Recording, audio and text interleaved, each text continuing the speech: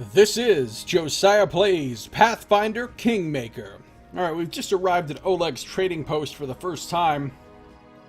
I've got Harem with me, Lindsay, and Amiri. A decent crew, except for the weirdo dwarf. Oh, sorry. Was lost in thought. And Lindsay was called forth. Well, She's got 4 rounds of rage left today. the road calls me. I'll take the bait. Here's what we're gonna do. We're gonna set up our formation. I guess I'm the tank now.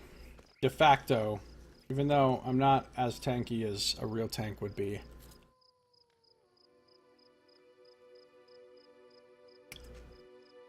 What about perception, though? That's something to be concerned Quick, about. quick! Else we miss all the fun!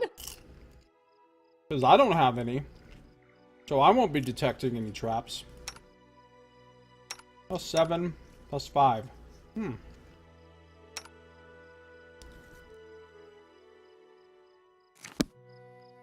I think we'll do it like this. I'll be in front, but just barely.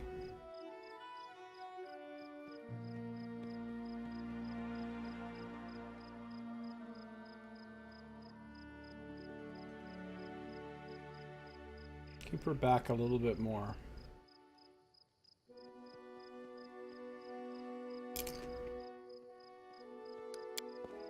Time becomes distance.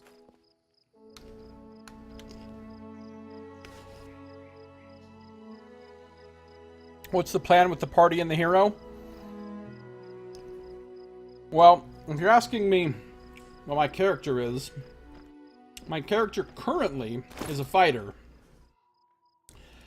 But she's actually going to be a multi-class fighter, barbarian, vivisectionist alchemist. Most of her levels are going to be in vivisectionist alchemist, with a couple levels of fighter and a couple levels of barbarian.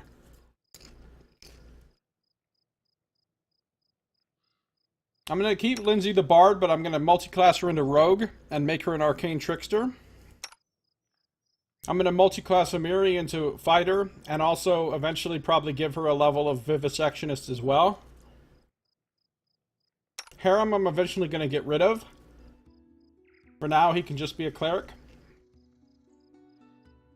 And I'm going to get Octavia and make her an arcane trickster also. And I'm going to get Valerie back. Wait, no, I'm going to get rid of Valerie too. I don't remember who else I was planning to take. Knock Knock. I'm going to take Knock Knock as well. It's going to be a rogue heavy party.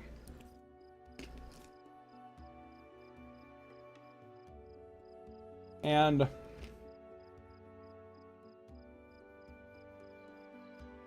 who was the other person I was going to take? Oh, Jathal. And then I'll probably multi-class her. Oh, I know. I know about Octavia. I'm going to have 2 arcane tricksters.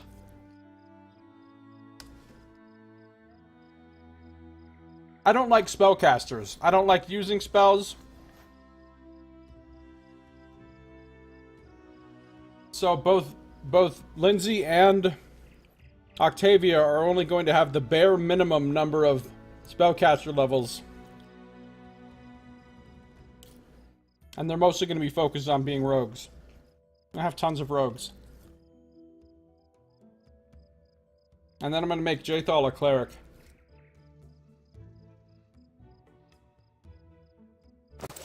And my difficulty is custom. It's like challenging difficulty in some ways and like easy difficulty in other ways. Step, step, step. Alright, but it's pretty on average, pretty much just like normal difficulty-ish. Save yourselves, fools! Look at this little critter. What's in wait for me there, I wonder?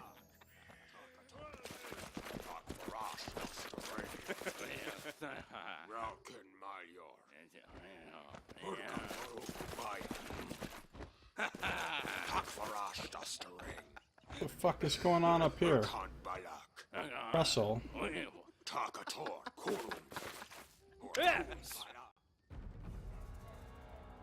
In the name of the Stag Lord, the Lawful authority in the Stolen Lands, we demand this week's tax and some beer. And where's that pretty wife of yours, Oleg? She should serve us dinner. Alright, see you when you get back, Explode. Have a good dinner. Quiet down, dimwit. Oleg, we're just here for the Stag Lord's tax. Hand over the money and we'll be on our way. Alignment in dialogues. Requires evil. You want to drink some of my blood too? I'm sick of you. You're like locusts. You think you control everything around here just because you put up that painted rag of yours. You come here, squeeze us dry, and come a... Oleg, a large man with a rough face, stops talking when he notices you. Ah, you must be guests from Rostov.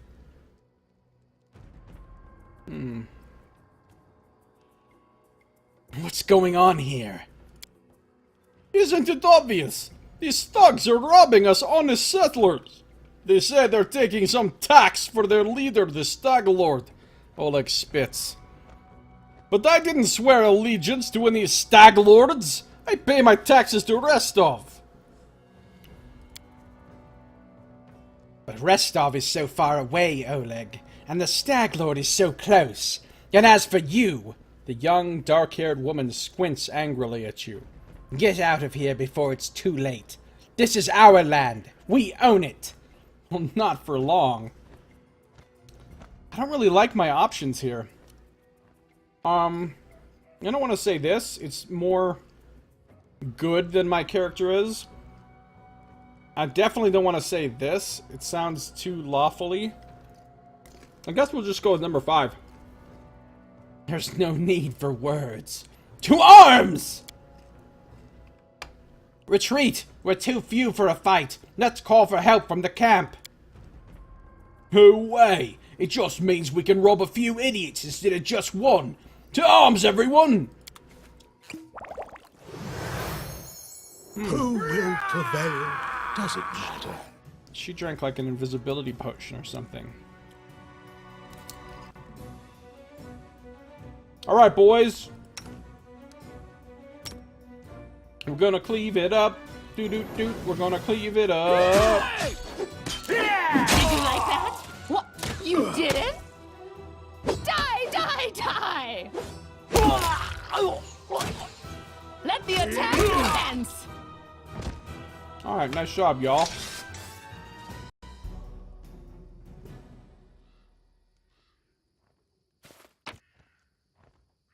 Some leather armor and some short swords.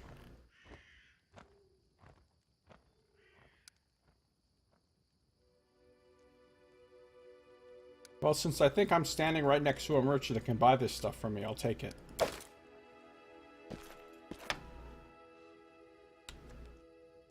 Party suffers from medium encumbrance. Okay.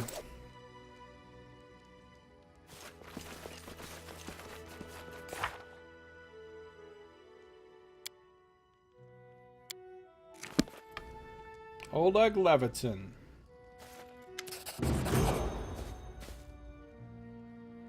Take that, you scoundrels!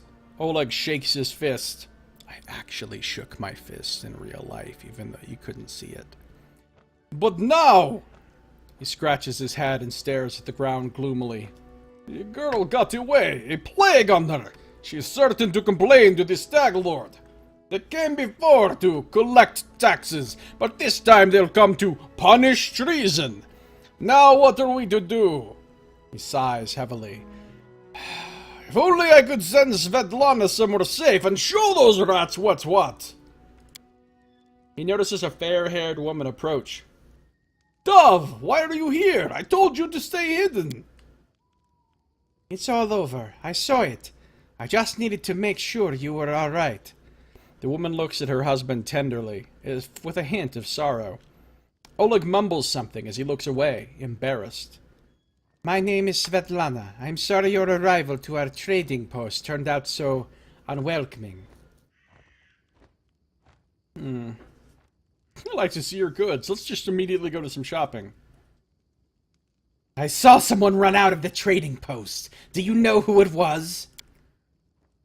Oh, that must have been Buckin. He sells potions. He lives out in the forest like a hermit, but he comes here every day. He knows every tree and bush in the area and how they can help you. The Stag Lord's gang wants him to work for them. He lacks the courage to fight those bandits, but he won't just walk away from us. He has a good heart, even if he grumbles a lot, especially recently. It is a custom portrait, yes. I uploaded my own portrait.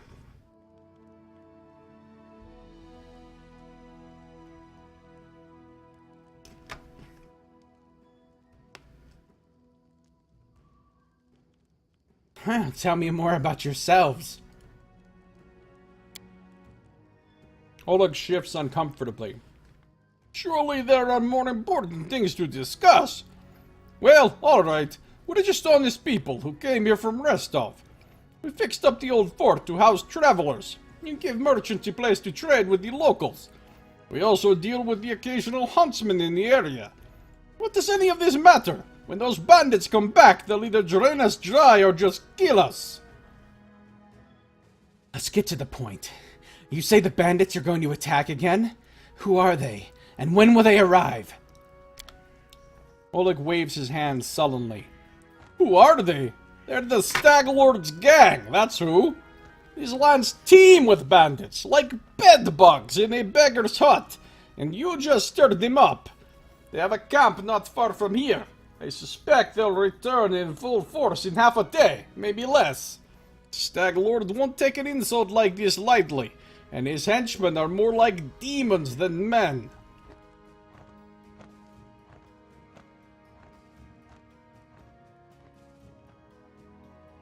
You know what's cool? Drinking out of your glass without spilling any on your shirt.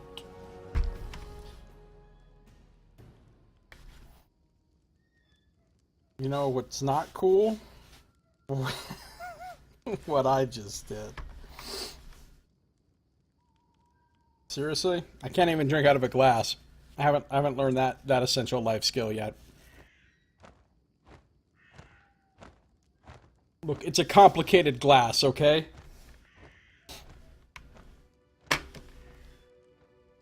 Got rhombuses floating in it. What do you want from me? Alright, let's see.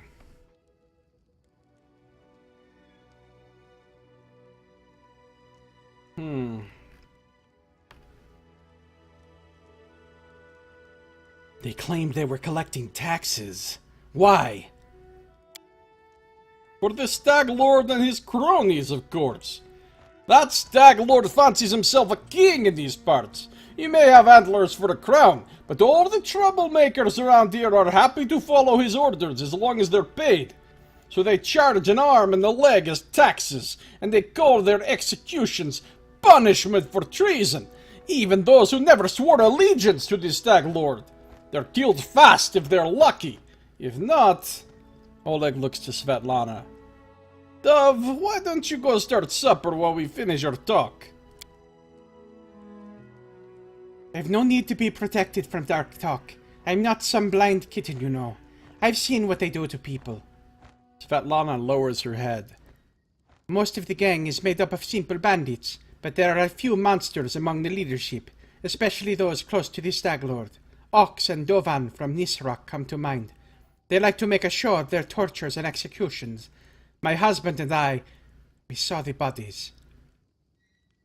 Tell me as much as you know. How many bandits are there? What do they want? What do they want? Those bloodsuckers think they own this land. They come, take what they want, and steal the better part of our money every month as a toll for their leader.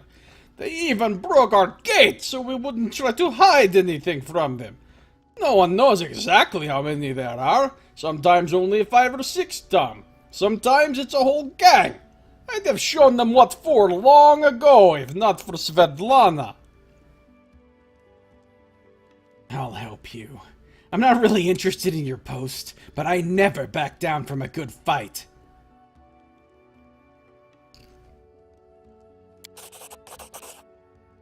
Oleg grunts. Well, thanks, I guess. I might even be able to scrape some sort of reward together for you if we manage to defend the post. We have to hide Svetlana. Please don't argue, Dove. Now, we also need to decide on a plan. Go ahead and look around. There may be some tools that can be used for the battle. There are some pretty solid traps around, some tar, and a box of alchemist fire, looks like. Alchemist fire. We could put it by the gate, light it off with a burning arrow when those bandits are nearby. But that could set the post on fire! Oleg shouts, surprised. Well, maybe if we covered the walls with something to protect them. Alright, yes, I think it could work. I'll even shoot the arrow myself. I used to be pretty good with a bow back in my day. Can you answer a few more questions for me? I'm afraid they'll come back while we're chatting away, but what's to be done? Oleg mumbles. Actually, that's all. Whoa.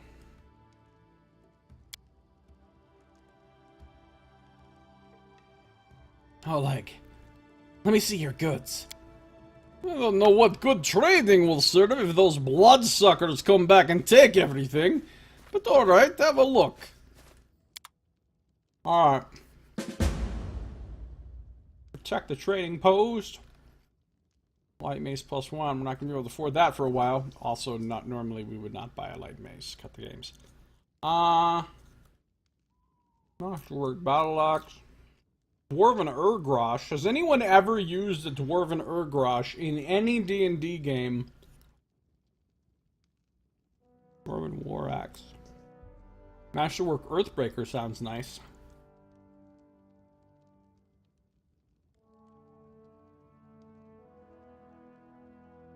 Elven Curve Blade.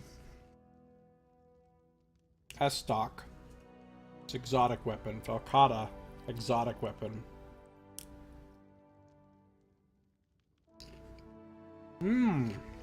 A glaive.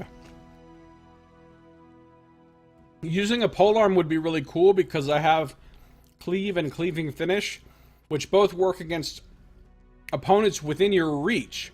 So having a longer reach would let me cleave and cleaving finish more enemies than ones that are just right next to me. Now, a polearm does a little less damage than other two-handed weapons, but it could be really worth it for the reach.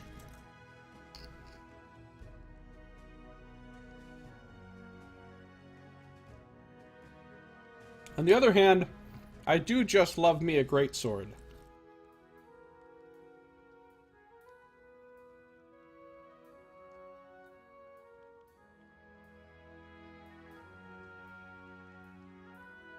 Why the hell? Okay, hold on. Why does this guy running some podunk trading post out in the middle of the wilderness have all these extremely high quality weapons? And especially all these weird exotic weapons. Like, where did you even get all these, dude?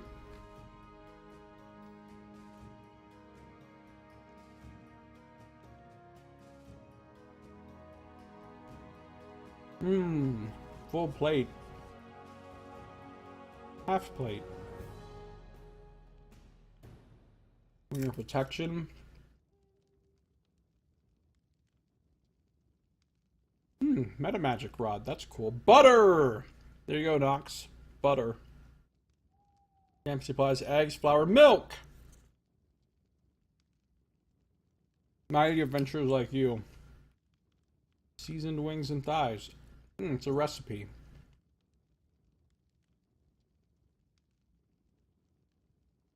And a small bag of holding. Alright, let's sell some shit to this guy.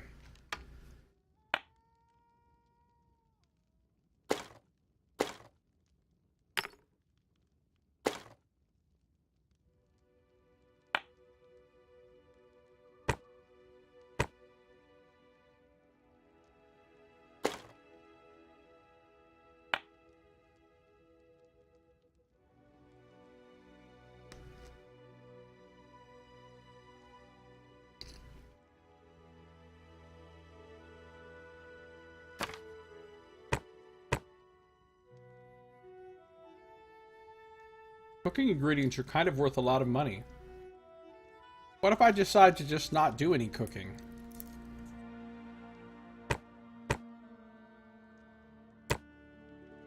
Now I am butter salesman.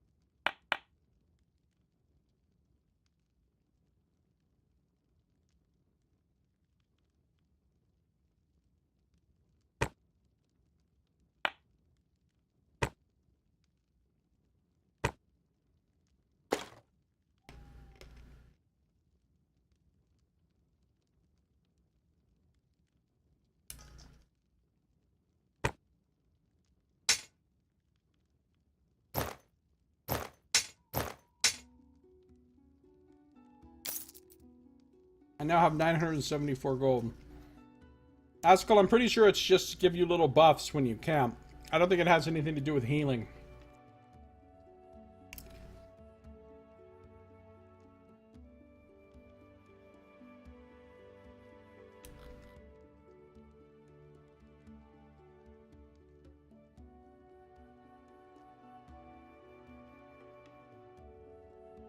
Greatsword. Glaive.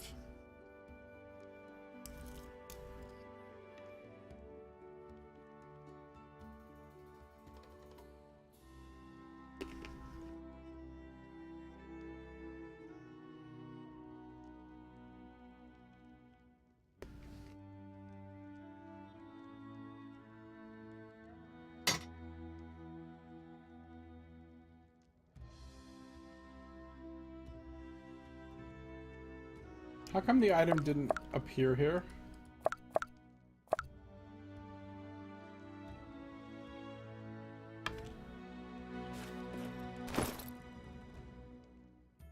Gotta go with Greatsword because it's on my art. It's on my art.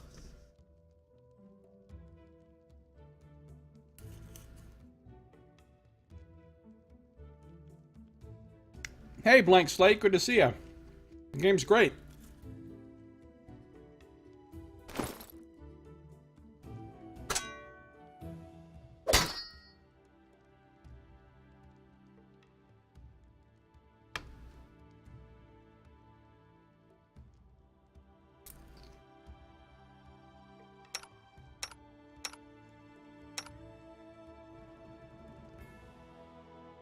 I can sell that great axe. Oleg and Svetlana are discussing something in low but impassioned whispers. You manage to make out the words, "Forget about it," before they stop talking and turn to you.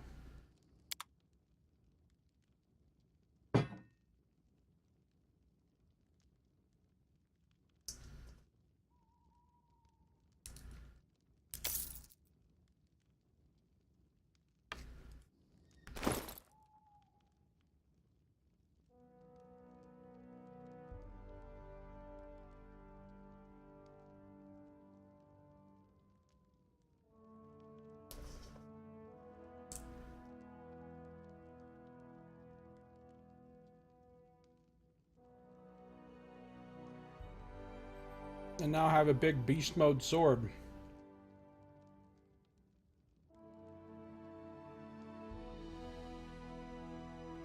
And it's level up time. I get to become Vivisectionist.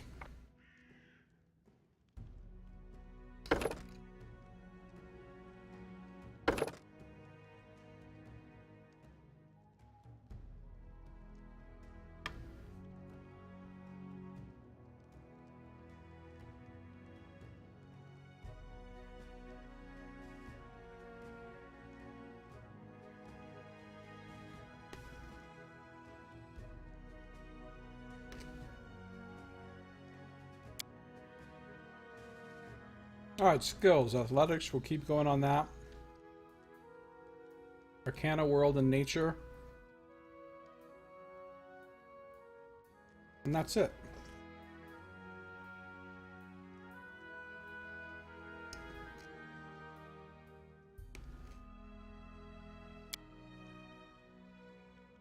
I get some spells.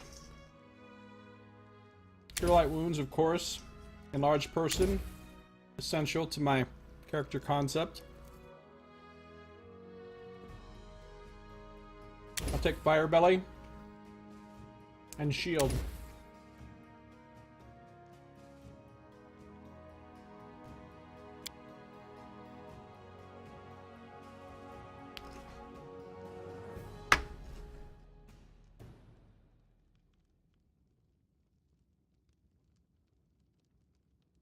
I get my mutagens, my spells, some sneak attack.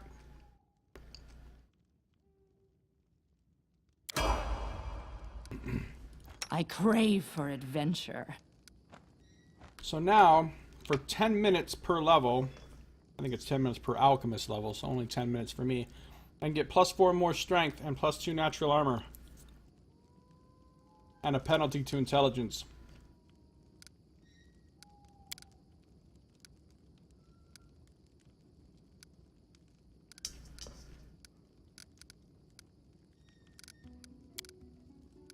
Where are my spells, though?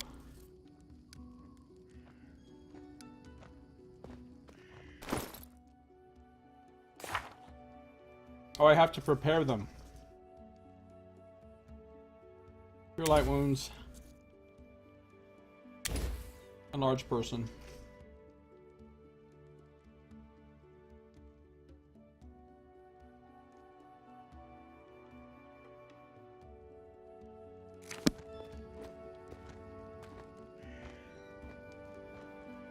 Alright, Harem. She's gonna stay a cleric.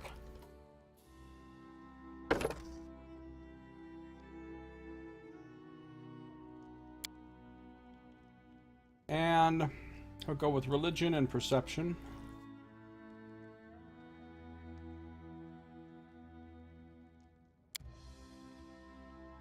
And he doesn't have to pick anything else.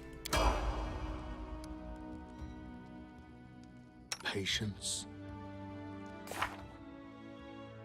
Let's see, I have him memorizing Fire Belly, Shield of Faith.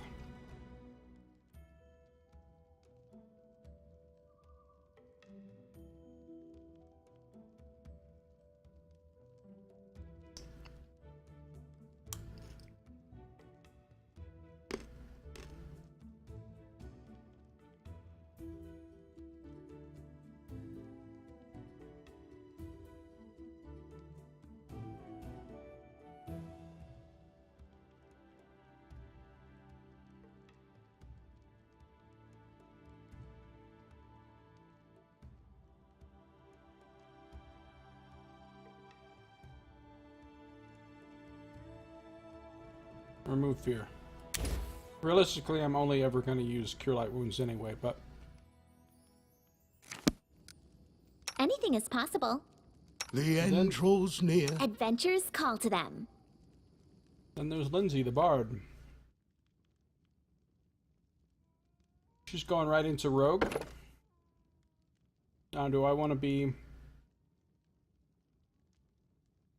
Trap Finding?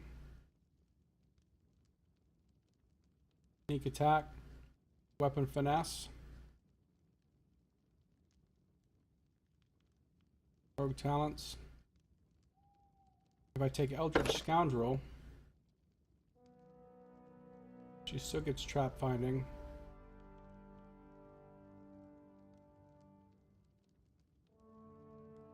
Cantrips, Detect Magic. Knife Master. She gets Sneak Stab, Sneak Attack, Weapon Finesse.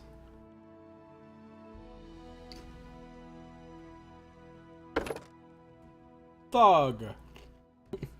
Alright, I'm not gonna make Lindsay a thug under any circumstances. Regular rogue.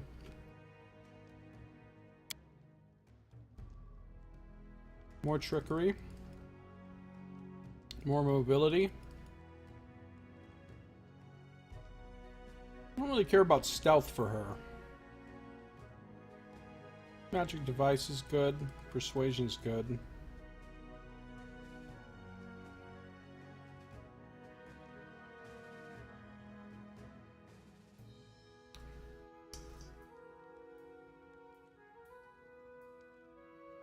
Get her some perception.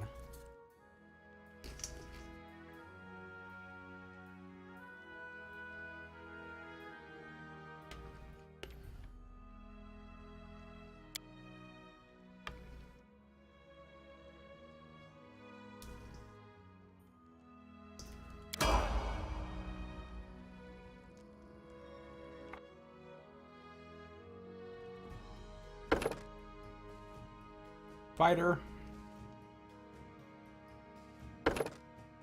Two-handed fighter.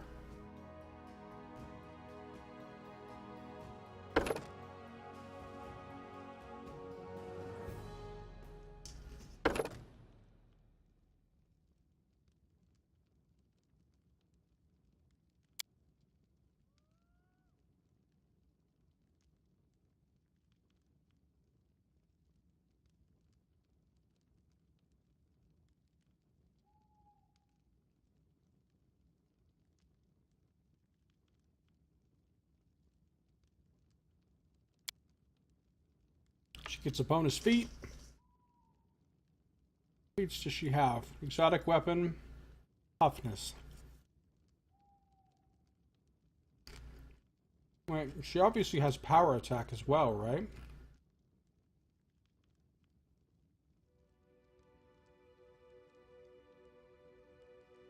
She doesn't have power attack? We're getting that.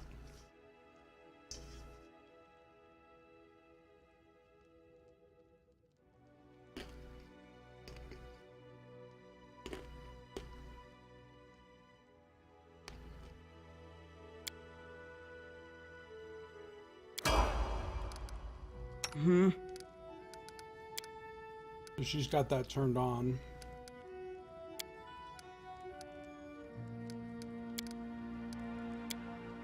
She has 29 hit points now. What you want? I need to get her some armor. She's just wearing hide.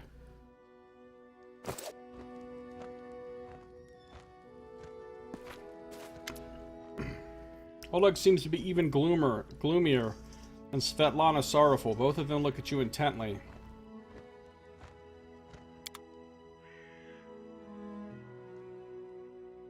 What armor can we afford for her?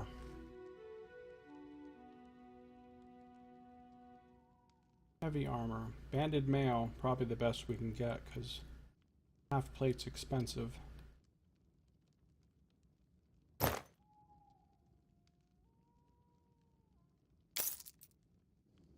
Done with waiting. That'll took her AC from 15 up to 18. Much better.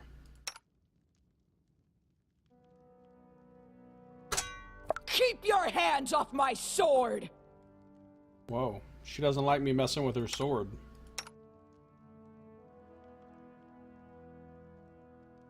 Amiri's favorite blade. It's +1.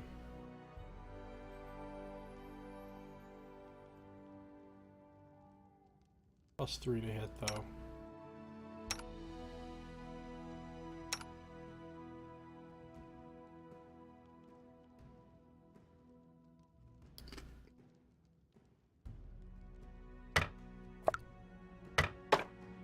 I'm gonna give this torch to her.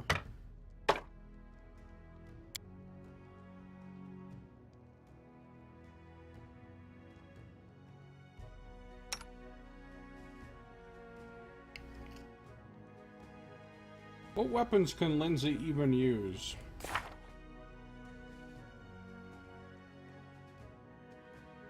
Simple weapons.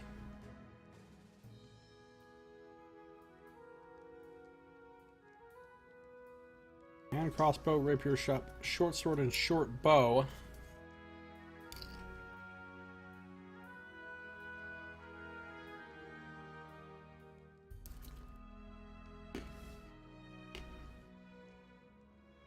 Alright. Guess the crossbow is fine for now.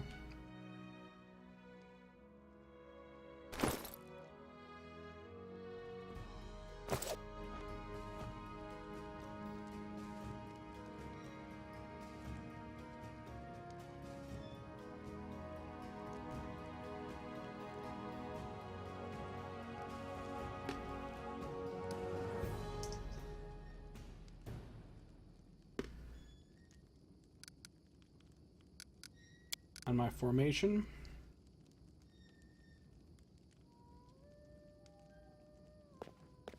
Would be Amiri and I up front.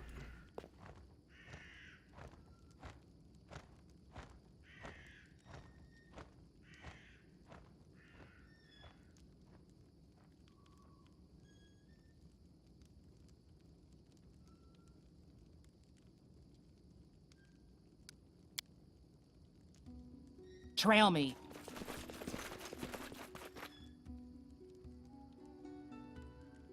Alright. We've leveled up. Let's shake a leg.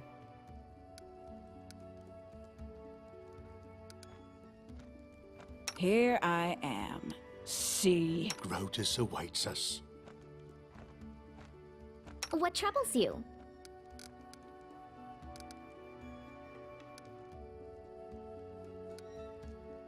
Shall we move? We shall move!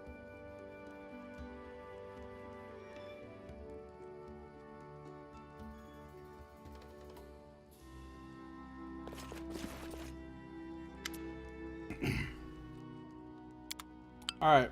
Level up. I know. Here's Bakken.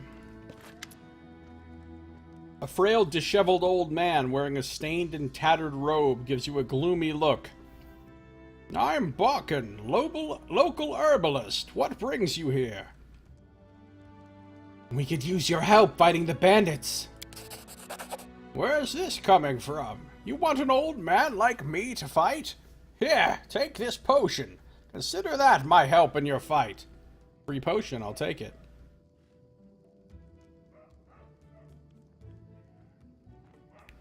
Tell me about yourself. What's there to tell? I'm an herbalist. Make potions and sell them. Gather herbs, roots, berries. Bakken sighs. I live in the forest, live off the land. Since leaving Rostov for these parts, I ended up a merchant here at Oleg and Svetlana's post. They let me in out of kindness. Help me with things. They bring me water or firewood when it's cold, and the occasional barrel of honey. They're good people.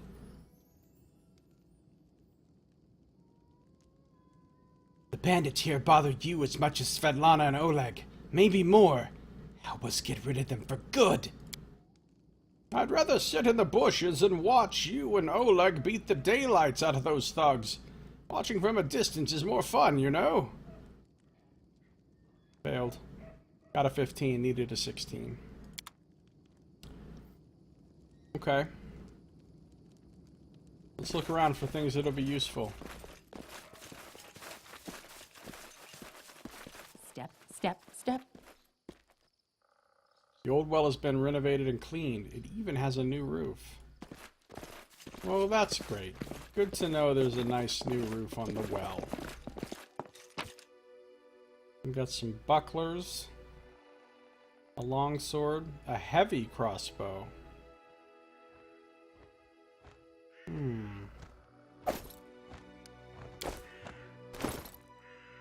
She can't use that, right? Or can she? It's simple weapon, so she should be able to, but I'm not sure about the size thing.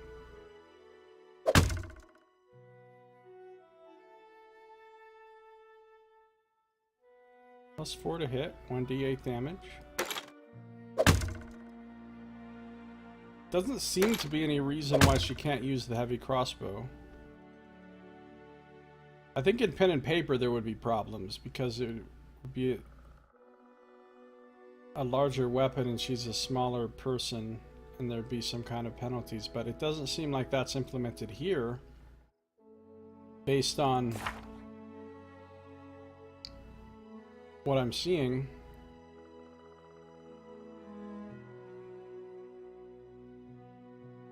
So yeah. Give her the heavy crossbow. You know who else could use a crossbow in his life? Aaron. There you go, buddy. Time becomes distance.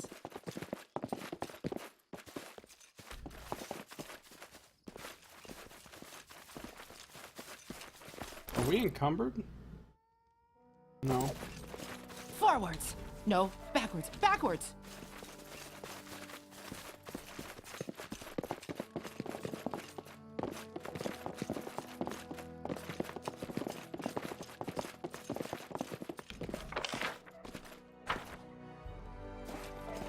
Little creature.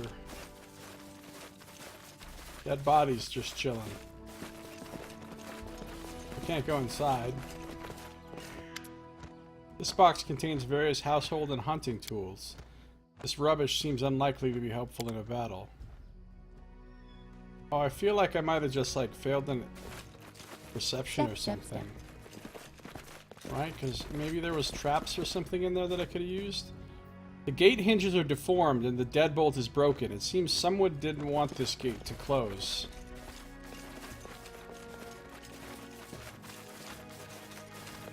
What's in wait for me there, I wonder? Some gold, a jasper, a heavy mace. There's some disgusting slush in the pot. Oh, I found the spittoon, Nox! The spittoon! Anything good could be in there. I'm gonna dig around in it. You don't know what it is. It seems unlikely to be helpful. Wow, I'm failing some checks because I think this was supposed to be the tar stuff that I was supposed to use to... A pot filled with disgusting looking slush. Oh, see, I am failing checks. What? Nature check only DC of 10. Still failed. Trail me. I failed at spittoon diving. A rope. Every adventurer's best friend and trustiest companion. That seems like it could come in handy. Gold. A silver spoon. A merchant would pay well for it.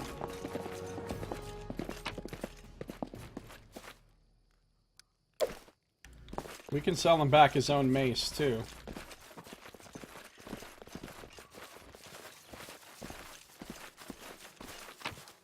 Potatoes! Wow, look how much money potatoes are worth! What is it in all these games that potatoes are fucking valuable as shit? Time becomes distance.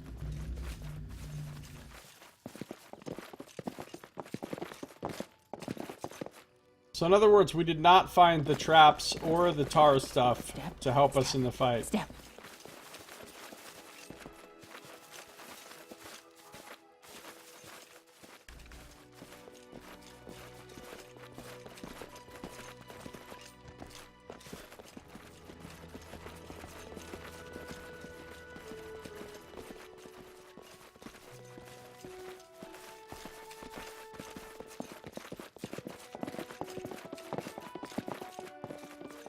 Every coin helps.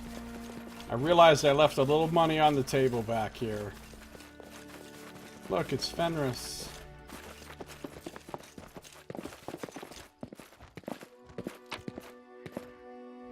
I mean, that's 6 gold right there.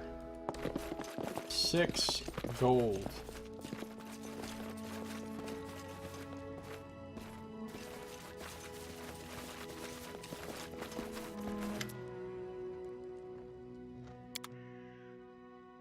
I can sell him his own shit.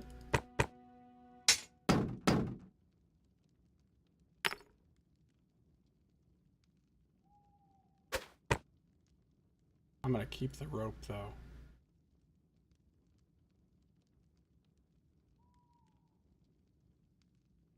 Keep the rope. Oh, I can sell that hide armor.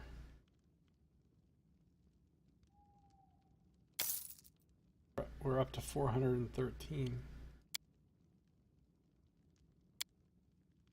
Oh. Kind of cool.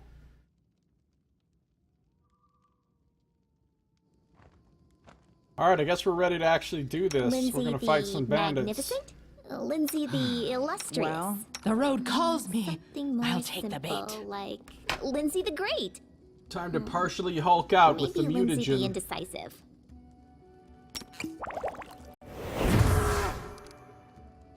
That's gonna last for 10 minutes. Quick, quick! Else we miss all the fun! And now my character has 24 strength and a 21 AC. Kind of beast mode.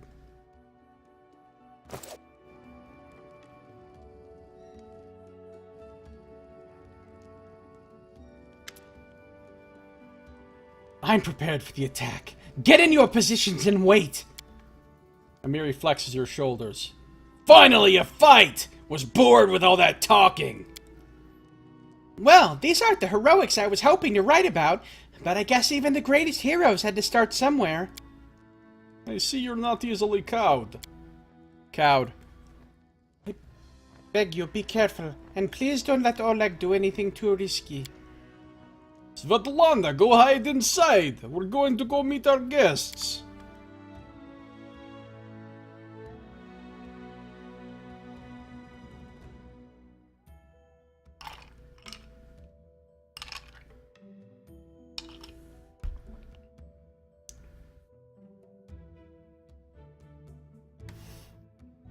We're going to envelop our guests in ultimate blackness.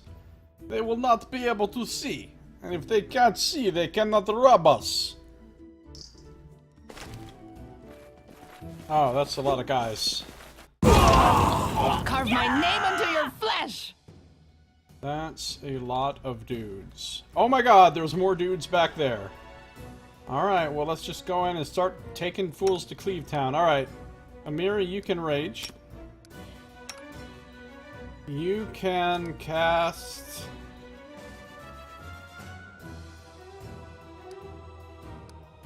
Shield of Faith on Amiri. You can sing your little song. And I'm just going in buck wild.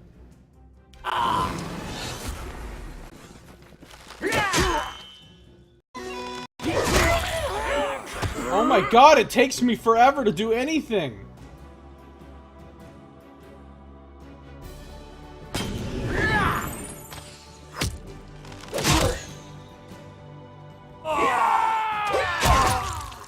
I'm trying to get into cleaving position, but everybody's dying too fast.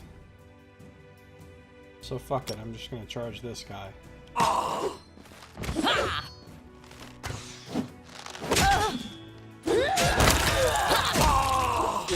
So much for him.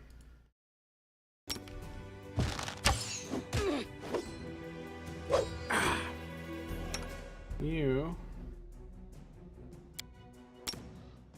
can heal her.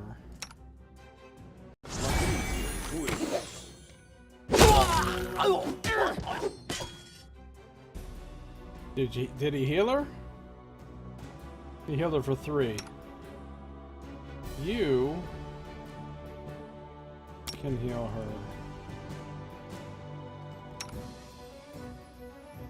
I'm gonna move over here to where I can cleave these guys. Cleave! Sneak attack!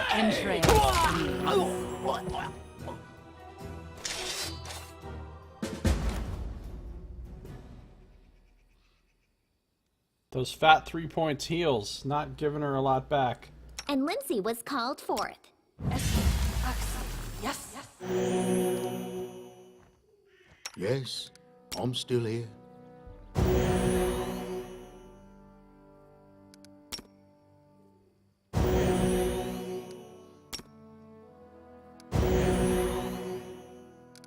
We're not exactly a healing powerhouse group here.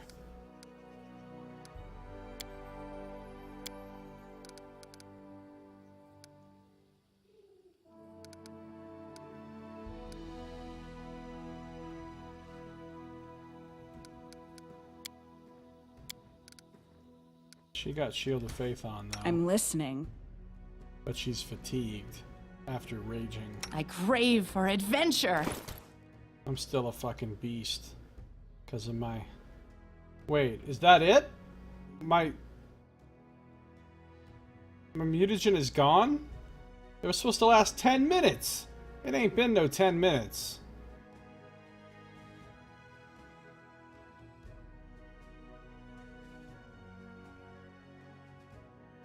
Oh. I think time passed when I talked to Oleg, and that made my mutagen go away. Oh look, because I can use it again. Yeah, we got the benefits of a rest when we talked to him. And I didn't reapply it after that. Okay, well that's interesting. Lots of bodies to loot here.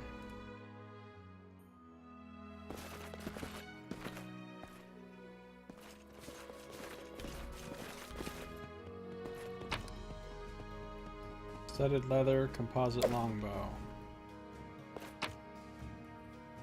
A cloak, a magical cloak.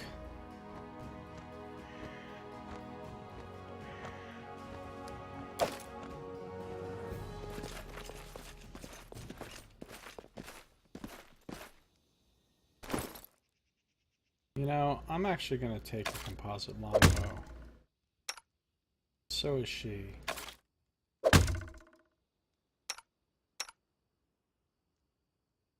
Why does she have, like, literally no melee weapon? Or a short sword. It puts her at medium encumbrance, though. God, her strength is so ass. You know what we could do? We could put these bracers on her. And take her armor off. That cuts her weight way down, and she only loses 1 point of AC. +1 resistance bonus on all saving throws. Well, that goes to our main hero.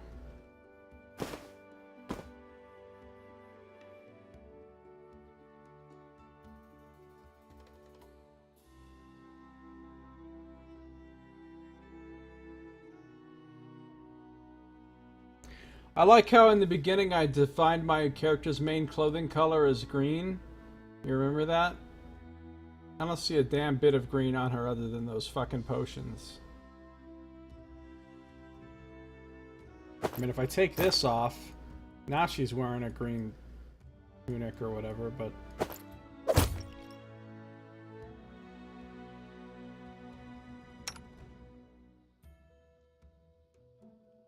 The rest of these weapons we can just sell. But look at how it shows all the stuff on our characters. It shows the shield she's not using, it shows the bow she's not using, a quiver. She's got the bow, the quiver shown. Her, like, war horn thing because she's a barbarian. You can see all the potions on her belt. So many thoughts. So It's pretty little fucking time. cool. You can see the torch. So she's got the torch right there, and the bow on her back. You know what I don't see? Her, like, fucking greatsword. You can see all of her weapons except for the one that she's actually Shake using. a leg. I guess it's because it's in her hands here, but...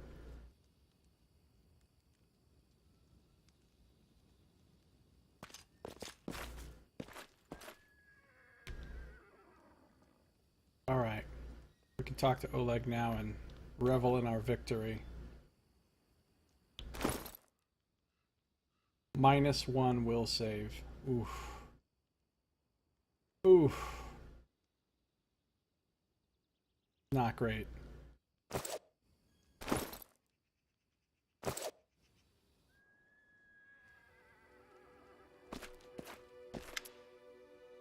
Oleg is breathing heavily, but he shakes his fist in the air menacingly. You rats got what you deserved. Now they'll know better than to treat honest people like cattle. You mean if they treated them like cattle, they'd be treating them really good, because that's how you treat cattle, right? We should call Bucking out before he freezes in those bushes. Now, my lady, head on up to the guest rooms on the 2nd floor. You deserve some rest after such a battle. I need to, clean things up. And this is for your efforts. Now, don't offend me by trying to turn it down. Just take it. An honest fight deserves an honest reward. If that were more common practice in this world, I think life would be so much better. 100 gold, that's it, for saving your whole trading post and your life? Fine.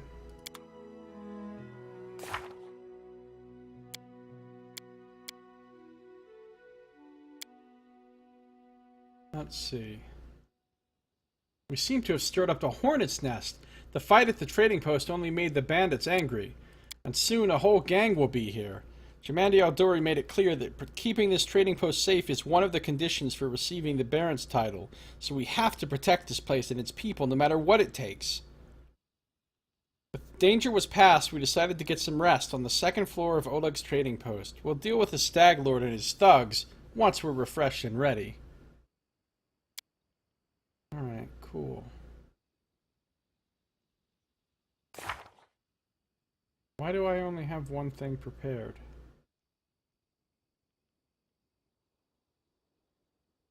Pretty sure I had already picked to prepare a large person.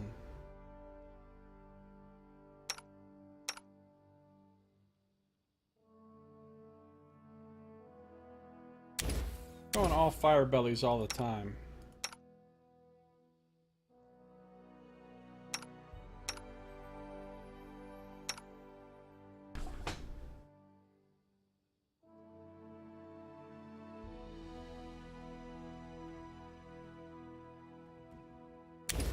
I think I want all fucking enlarged person all the time, actually.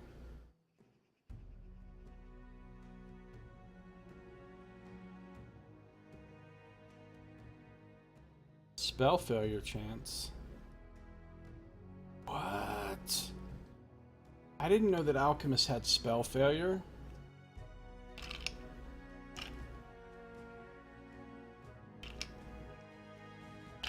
That's terrible.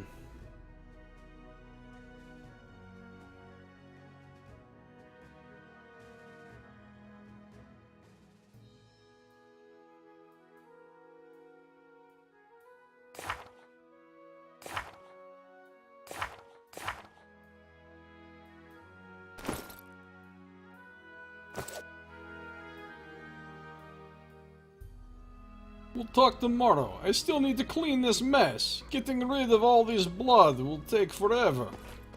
Yes, but I want to sell you stuff now. Forwards! No backwards, backwards! Terrible. I'm surprised you didn't say terrible, Nox.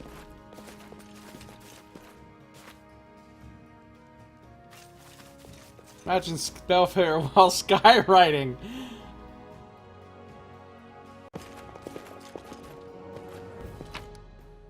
Take your expensive ass potatoes. Soft cheese, vegetables, cheese, onions. I was thinking of putting terrible.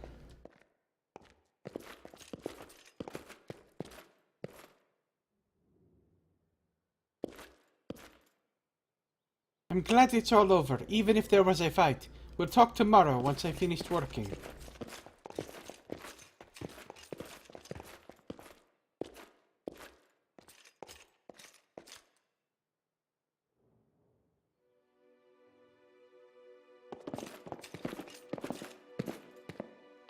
I failed. I'm sorry. No, we can't. Oh no. I gotta save. I forgot. I gotta save scum.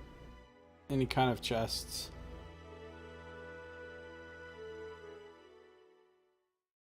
Wish there was a way to tell that they're locked before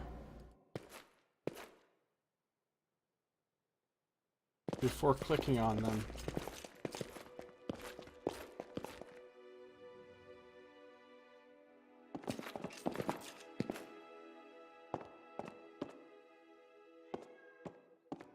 I failed. I'm sorry. Alright, what the fuck is the problem here, Lindsay? You got +8. You don't need to roll a 13.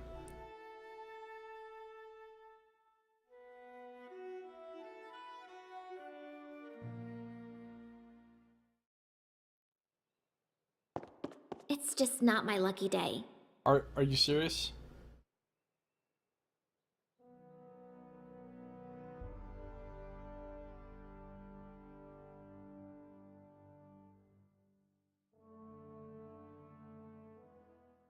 Oh, I'm gonna save scum this shit. However long it takes. Here I am. Let's shake a leg. See? Well, So many sorry. thoughts. Was lost in So thought. little And time. Lindsay was Yes, called forth. I'm still here. Maybe if she gets closer, it will help. Applause, please. Yay! Scroll of Bane, a golden trinket worth 18. A golden statuette.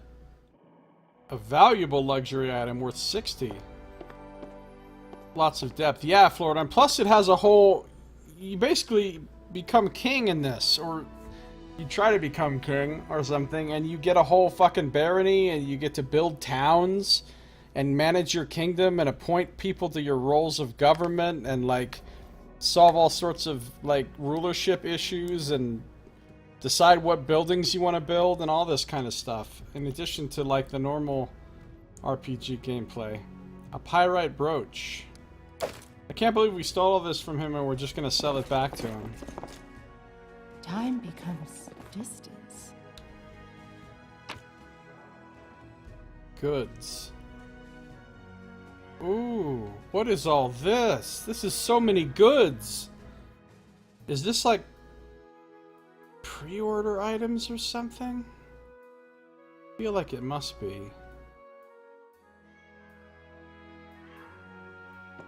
A potion of vanish. Makes you invisible. A silver disc. A silver ring.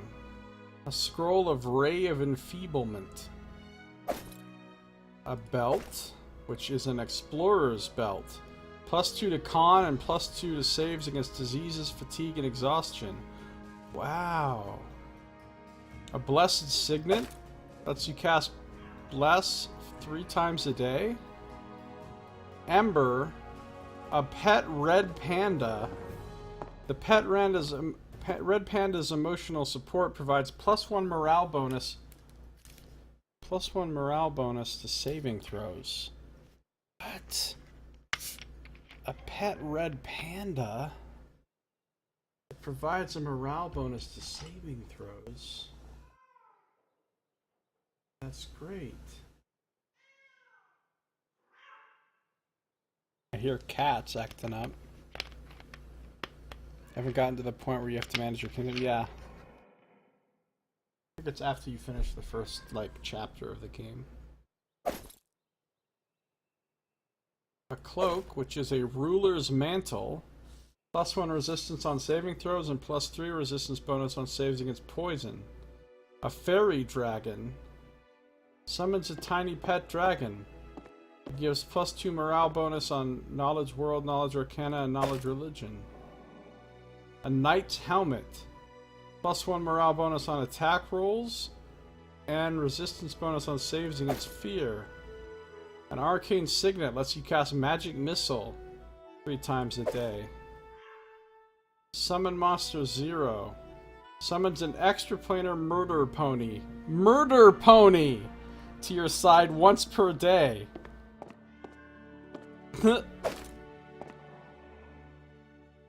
We just got so much stuff.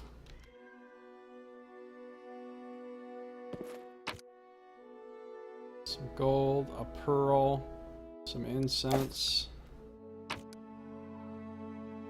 and a book, which we will read. Every level up I have paralysis because I can't decide on all the choices. There is a ridiculous number of choices. Guide for Travelers, Hunters, and Explorers of the River Kingdoms. Volume 5, Monsters and Beasts. Will-O-Wisp, an amusing glowing ball, which looks harmless and doesn't arouse any natural suspicion. Pretends to be a guiding light in the marshes, but leads travelers to certain death. The agonizing fear of their victims is this monster's nourishing dinner. If you manage to resist their tricks, make sure you have some electrical protection. The monster electrocutes any visitors it fails to lure into terror. Werewolf. Werewolves prefer to hunt in groups and attack lone travelers. It's entirely possible that a Varisian camp or a troop could turn into a pack of bloodthirsty lycanthropes under cover of darkness. Ordinary weapons stand little chance against them, but a silver blade greatly increases your chance of survival. Primals. Powerful creatures of the primal realm occasionally visit this world for amusement. It's best to stay out of a primal's way. Don't fight it, it's extremely dangerous. But if a life is at stake, resort to cold steel. Now that's actually handy information.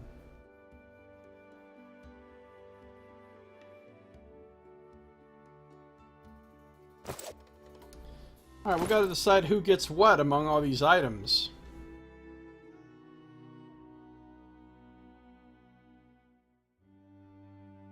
So I guess I can only have one of these pets out at once, right? It says charges 1. Does that mean you can summon it once ever and then it's... Of course, I can sell these pets for a pretty penny. +1 morale bonus to saving throws is no joke, though. Oh, you equip it? In a slot? The road calls me. I'll take the bait. But now that it's equipped, is it... That's not the red panda. What do I do with it? Oh, good. There it is.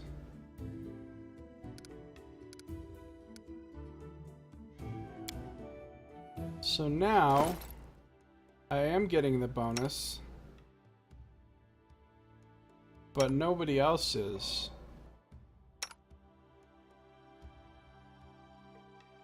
So the +1 to saves is just for me.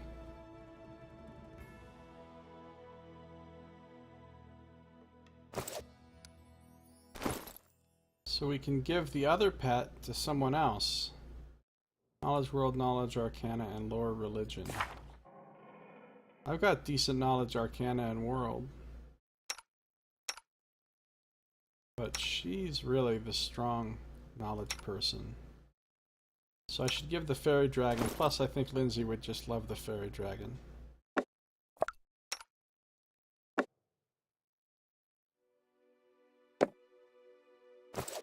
Just letting the ink dry. Yeah, she's got her own little fairy dragon now. Flying around all over the place. Anything is possible. And now she's got even higher knowledge.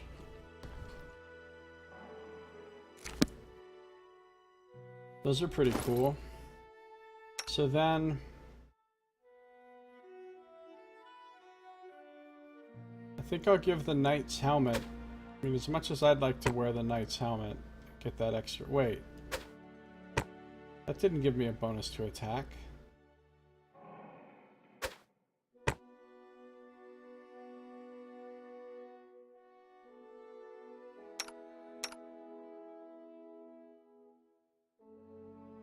+4 against saves against fear.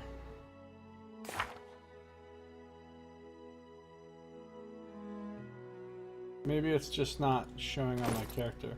But I think I shouldn't give it to Kata because she's already got a really good bonus to attack. You know who doesn't? Amiri. So I should give it to Amiri. No, it looks kind of silly.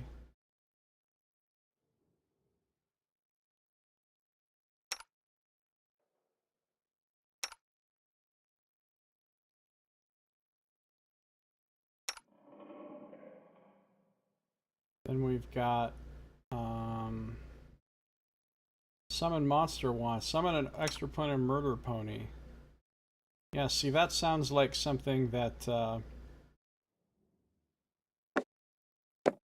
she should have also.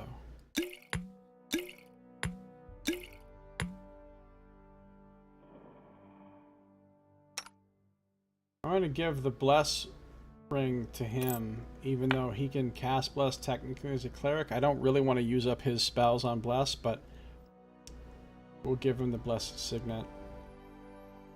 Explorer's belt.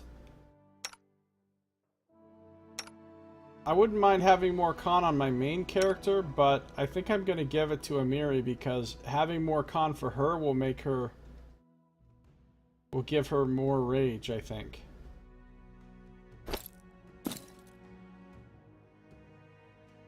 Saving throws resistance. I'll take the ruler's mantle. After all, I am the ruler. I'll give the other cloak to Amiri. Arcane Signet, well, that's going on her.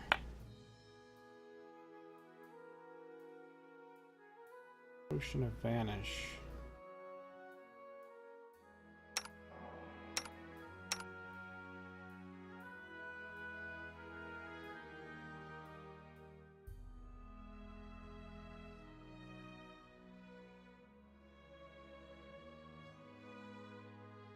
Just hold on to that.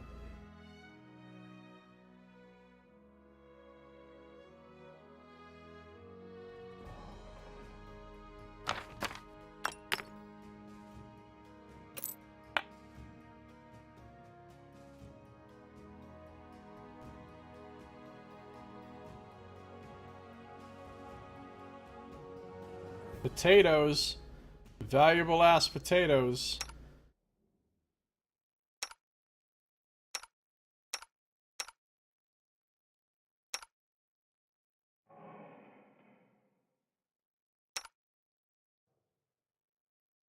Alright.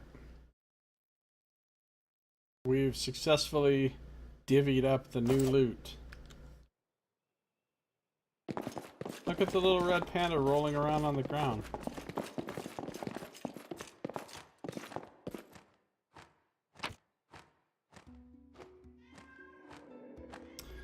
I wonder if this chest is meant to be, because this is the only chest I can open again after I've emptied it. If this is meant to be like my stash, like to put stuff in so we don't have to carry it around. I think that's probably what this is meant to be, because I can put stuff into it and take it back out. Alright, time to go to sleep. Shall we move? Sure. We shall move!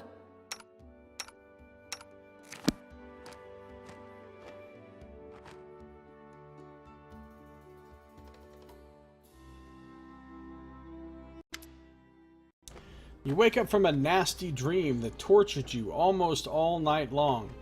In it, you saw a wall of unnaturally thick fog that surrounded you, slowly moving closer and closer.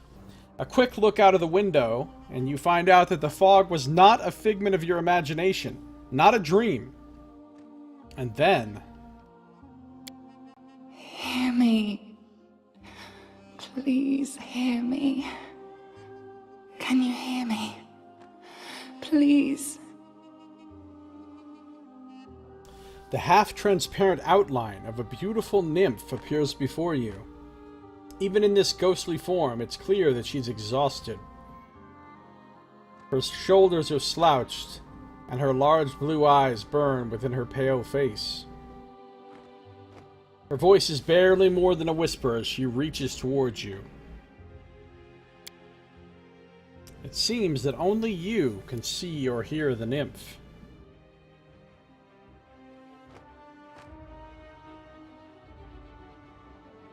Who are you? Who am I? Just a tear shed by the land itself. The bitter sigh of nature. I am a nymph, the guardian of this area. A defeated guardian. Call me the guardian of the bloom, if you wish. What do you want from me? Aid, salvation. We have a common enemy, and long have I searched for someone who can defeat him. The one you call the Stag Lord. As a storm strikes ruthlessly with gusts and lightning, the Stag Lord wreaks havoc with the swords of his servants. And not just in the world of people. the land also suffers from the evil he brings. My forests and my flowers suffocate in this fog. Soon, even I will vanish, as the last ray of light fades at dusk. The Stag Lord is responsible for the fog? Yes, it hides his fortress as well as his dark deeds. But while responsible, he did not create this affliction. It is the work of a powerful druid who has betrayed even himself. I know not why the powers did not leave this renegade, but even I was unable to defeat him. How can I help you? This fog, it enshrouds, entangles, suffocates. If only I could learn how it was created. But my powers wane. I have barely the strength to call out to you. All I know for certain is that somewhere in this forest lies an old house, and it echoes with the remnants of a strange power. The Stag Lord and his druid were there. The fog hides this place from me, but I can point you to the bandits' camp near the Thornford. Make them tell you where this place is. Go there and listen to the echo, catch the whispers, search for anything that can tell you how the fog was created. Once the fog clears, nature will breathe again, and you will be able to easily find your way to the fortress of our mutual enemy. So we gotta do something about this fog before we can go find the Stag Lord. Alright. I understand. Farewell! I don't believe in fate, stranger, but our meeting seems more than a coincidence. The nymph's whisper fades as she disappears.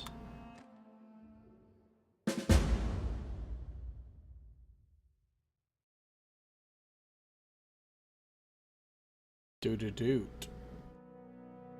How about them all black loading screens, though? It's always good to not know if your game is working. Safe location. There are no threats in this location. It's a sort of headquarters where you can prepare your party for a new expedition. Companions don't follow you around and will go about your own business. You can speak with them freely to get them know them better. And when you exit this location, you choose who you want to take with you. Whenever you meet a new companion but don't want to include them in your party right away, they will travel to this location on their own. That is very convenient. So this is my base for now.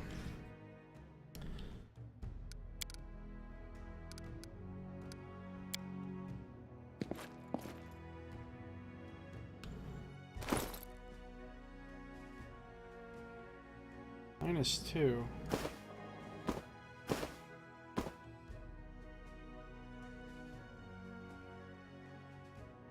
How come I'm not getting my bonuses to saves?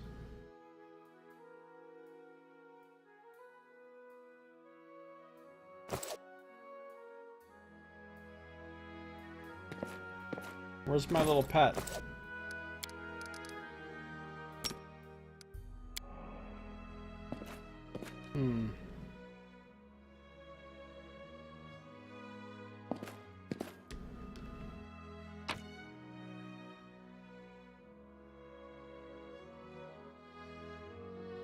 Oops.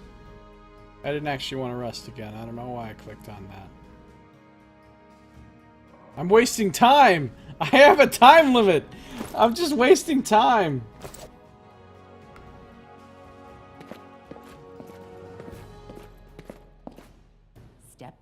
Step. There's Lindsay. Honorial 8 Eyes. Svetlana Levitin. Well, we're going to talk to everybody. We're going to have all the convos.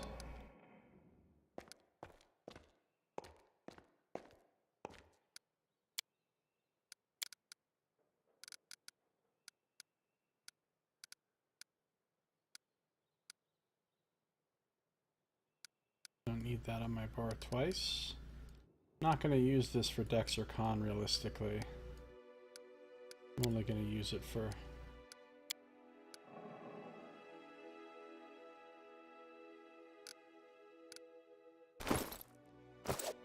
Just want to see something. Hold on, I'm going to quick save. So I want to test out this whole arcane failure thing.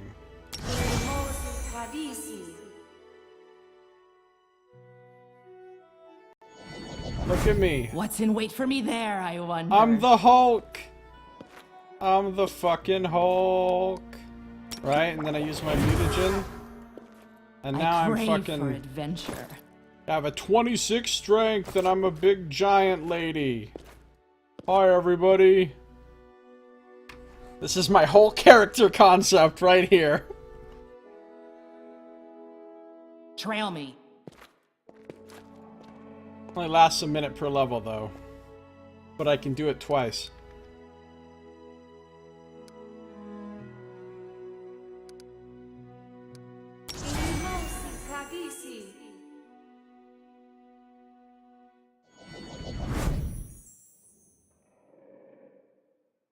Plus, the next level I'm taking a level of... No, my character's not a half-orc. She's a human.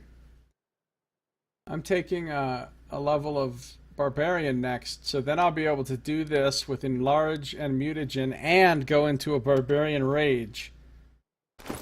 And then I'll be, like, extremely strong. She-Hulk.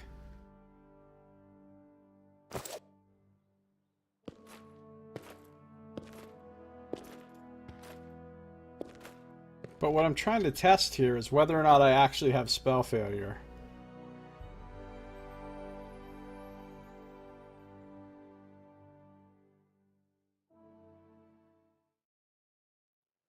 Because it says I have...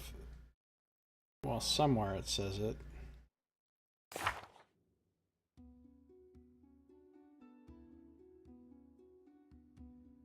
Where did it say that about my spell failure chance? Here. It says I have a 35% spell failure chance, so if I try this a few times, it should fail at some point.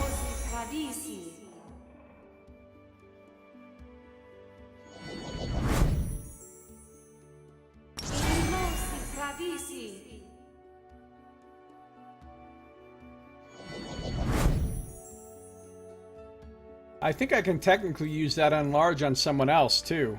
So I could make a Miri giant as well. And we could just be two giant angry women tromping all over things.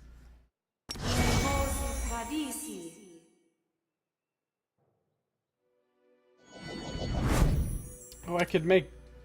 No. I want to make Lindsay.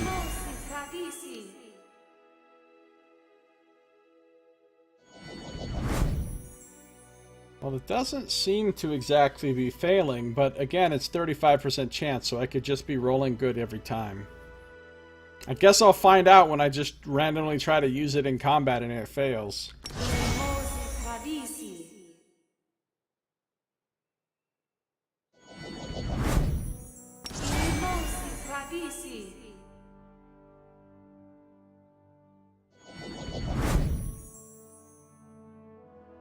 Alright, well, it seems to work pretty well.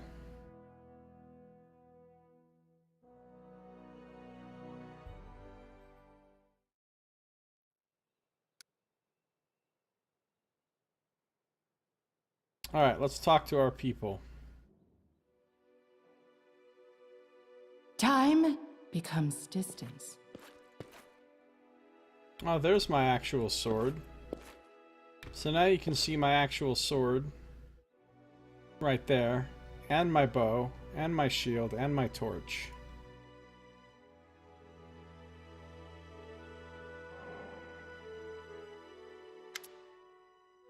A halfling girl with tousled hair, wearing a dusty traveler's outfit, sits chewing the tip of her quill. Just a moment. How should I put this? Oh, I know! She scribbles something quickly in a notebook scrawled with verse, raises her eyes and gives you a bright smile. Oh, hi! Leave and do not return. I don't ever want to see you again. There's not any reviews of the game, Floridan, really?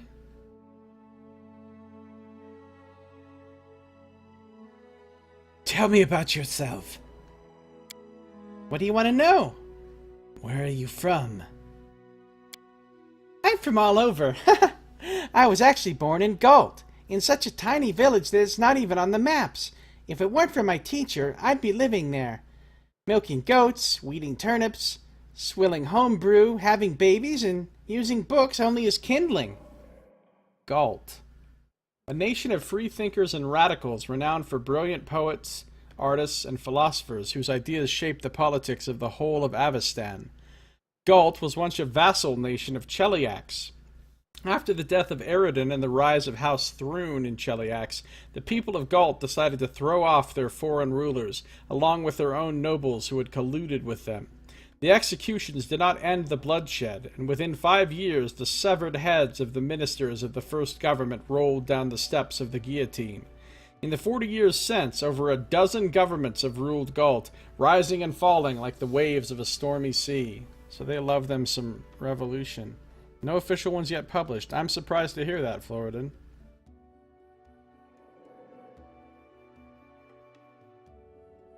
Who was your teacher? He's a true saint. He was once an important person in the capital, at the Church of Shellen. But he got in trouble with the authorities and went on a self-imposed exile to the tiniest, most gods-forsaken, priestless village he could find. The one where I was born. He wanted to open a school, but the villagers wouldn't let him. You can heal us all you like, but no putting any ideas into our children's heads. It'll only distract them from their work. But he did teach me on the sly. He taught me how to read, how to write, and he gave me books. Poems, legends. He was the one who told me about the Archknights of Avestan. And when I told him I was going on a journey, he gave me a magic ring so that Shellen would protect me from harm. Avestan is a continent on the world of Galarian. One of the most heavily settled areas on the planet, Avestan possesses as many varied cultures and environments as any other continent in the world, and an ancient history stretching back tens of thousands of years. Brevoy, the River Kingdoms, Numeria, and the Stolen Lands are all situated on Avestan. Okay, so Avestan is the continent we're on. Alright.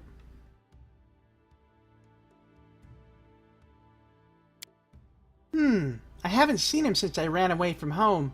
I hope he's alright. I ask Shellen every day to grant him a long life and new students. Archknights of Avestan. Who are they? Oh, you haven't heard of them? How can you be a heroine without knowing one of the most epic stories in the history of stories?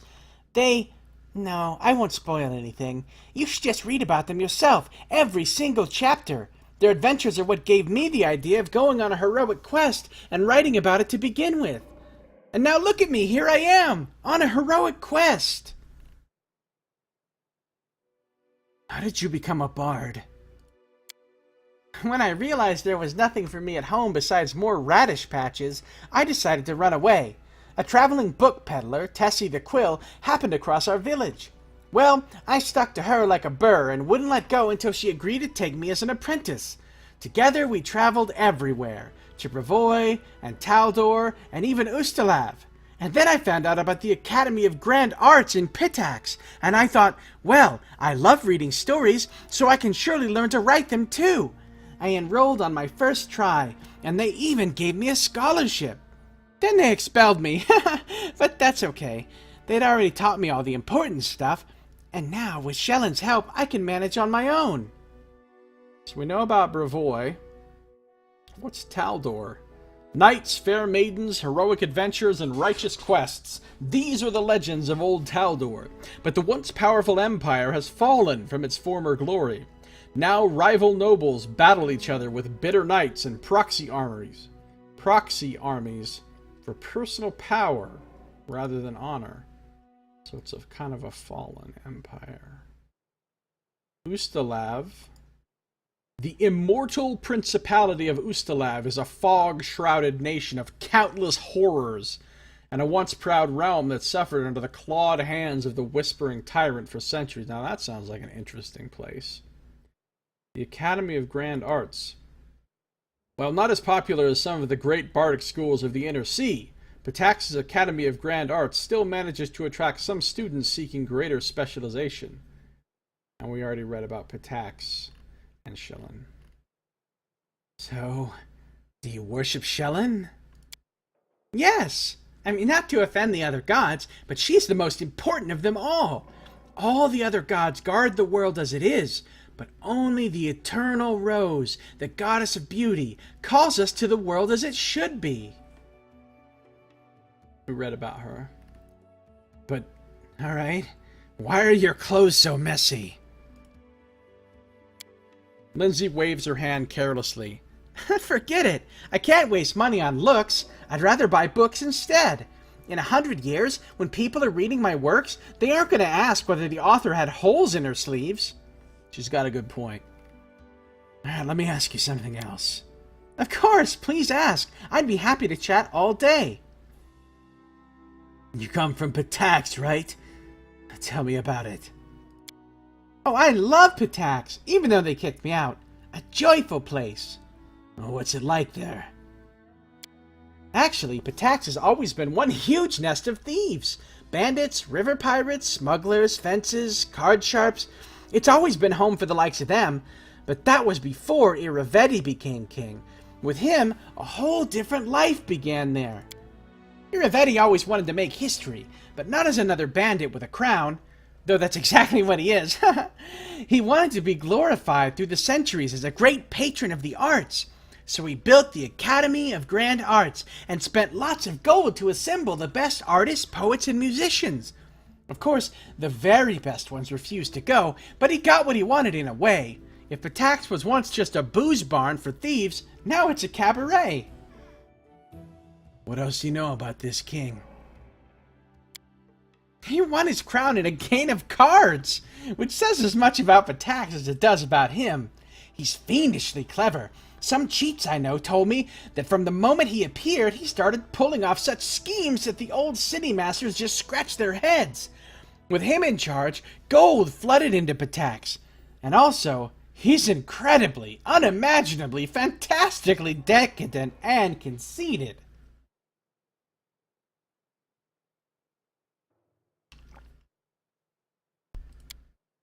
Getting drunk with whores at the pub? That's not Lord Irovetti's style. Oh no! He aims higher.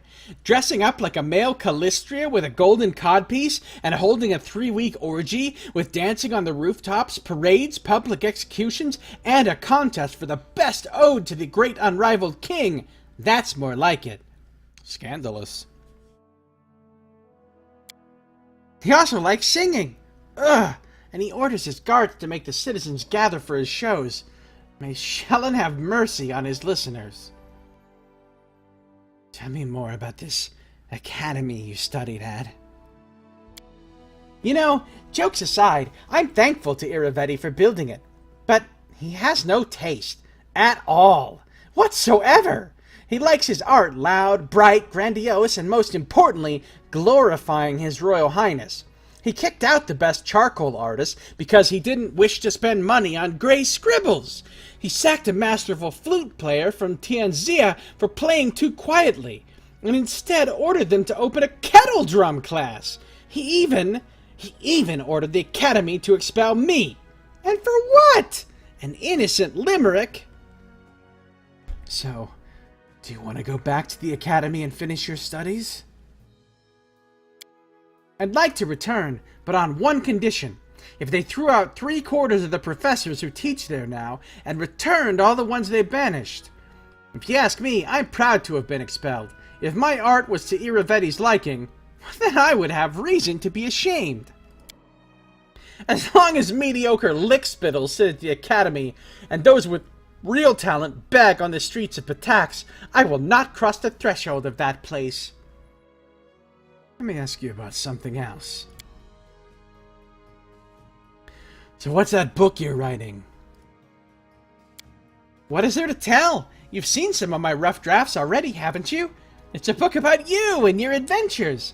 I'm writing the whole truth, just as it happened. Well, the whole artistic truth. You know, no glory, no story. Why are you writing it? What's the point? When I was at the academy, Eobald the Insightful began his literature course with the question, what is a person? And he answered, a person is a storytelling animal. Our world does not consist of things. All these woods, seas, and cities, it consists of stories about those things. The stories we tell to ourselves and each other. Just think about it. Centuries will pass, and there will be no me and no you. All your subjects will be long gone. But you and I will live on in people's memories and influence their deeds, thanks to this very book.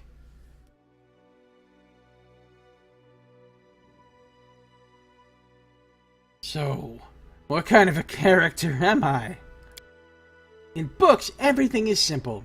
These are the heroes and those are the villains. In life, of course, it's completely different. You have to make difficult decisions, and I don't always agree with you, but that's what makes you a complex, multifaceted character.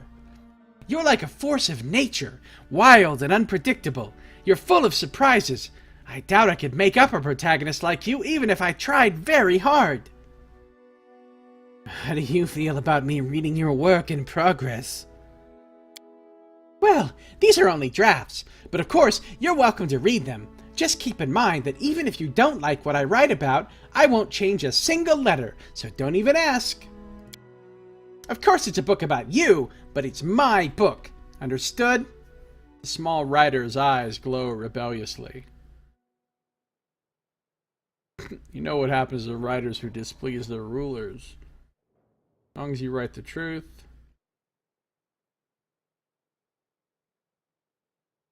I have no interest in censorship. Any stories about me are welcome as long as they're interesting. No, I'm not going to make up any fiction about you. And why would I? I wouldn't be able to invent half of the adventures you keep getting yourself into. Let me ask you about something else. Of course! Please ask. I'd be happy to chat all day. Well, tell me more about your friendship with Tessie the Quill. What's there to say? The books woke my urge to travel, but it was only thanks to Tessie that I managed to really get out of my village.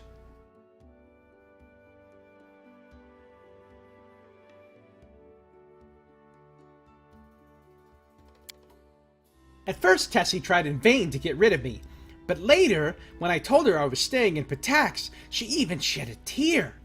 I wonder where she is now. What's the deal with that ring you always wear on your finger? Ah, this! Lindsay holds her arm for you to get a clear view of the ring. It was a gift to me from my first teacher. It's magical, imbued by the powers of Shelyn, no less. When I get myself in trouble, it transports me to a safe spot. So, please don't be angry with me if I suddenly disappear from a fight. I'll wait for you here. Promise. We'll talk some more later. Nice talking to you, Lindsay. Just don't leave without me. Of course, I could just write whatever you tell me, but if I wanted to stay cooped up in a dusty room, I'd still be sleeping through lectures at the academy. So we've gotten to know Lindsay a little bit. Little cat wandering around. I think it's a cat. It's some kind of little creature. I guess it's a cat. Let's see what Svetlana's got going on. Good day. I hope you're feeling alright after that battle. I can't thank you enough for what you've done. I definitely don't want to waste your time, but if you have a moment, I have a request. What did you want to ask me? Svetlana lowers her head. This is a very personal request, and maybe not important enough for your time. I'll completely understand if you say no. But the first time the Stag Lord's thugs came here demanding money, they also took my wedding ring. Just tore it off my hand. It's just a trinket, really, but it meant so much to me. I remember every moment of the day Oleg came to me, that ring in hand, to ask if I'd marry him. I was standing in a fancy dress on the stairs of my father's home, fearing that I'd misheard something, or that I'd say something stupid, and everyone around would laugh. Svetlana interrupts herself, shaking her head gently. If you happen to find my ring among the bandits' possessions, please bring it back to me. It's easy to recognize. My name is engraved inside the band. Svetlana drops her eyes, lowering her voice. There is one more thing. Among the bandits there is a dark-haired woman who wields dual axes. She's not bad in a fight. In fact, she can be extremely dangerous and cruel. But please, I beg you, show her mercy if you have the chance. I can't promise anything, but if I do come across your ring, I'll return it to you. I understand. I'd appreciate any effort you put into it. So tell me about yourself. How did you and your husband find the courage to establish a trading post in the Stolen Lands? It was Oleg's idea, though I supported him in it. We didn't realize how dangerous it was here, of course. In Restov, everyone respects the Sword Lords, and everyone's accustomed to relying on them. Even the mention of someone like Lady Jamandi could be enough to fend off a street dog or some other trouble. It could maybe even work in some places here, but not with the Stag Lord's men. What do you know about the Stag Lord? Well, he's not just some average bandit. If no one puts a stop to him, he'll turn the Stolen Lands into his personal kingdom, a kingdom of fear and oppression. Kingdom of lawlessness. I like adventures. Fear always follows power. It's not different from any other ruler. You either inspire fear or cower for it. I prefer to be the one who's feared. I like adventures, but I definitely prefer the ones that involve stopping villains and helping people. Can't thank you enough for the hope you've given me, but please be careful. The Stag Lord is extremely dangerous. Alright, I gotta go. Bye. So, I'm getting some quests. Recover Svetlana Levitin's wedding ring from the bandits and return it to her.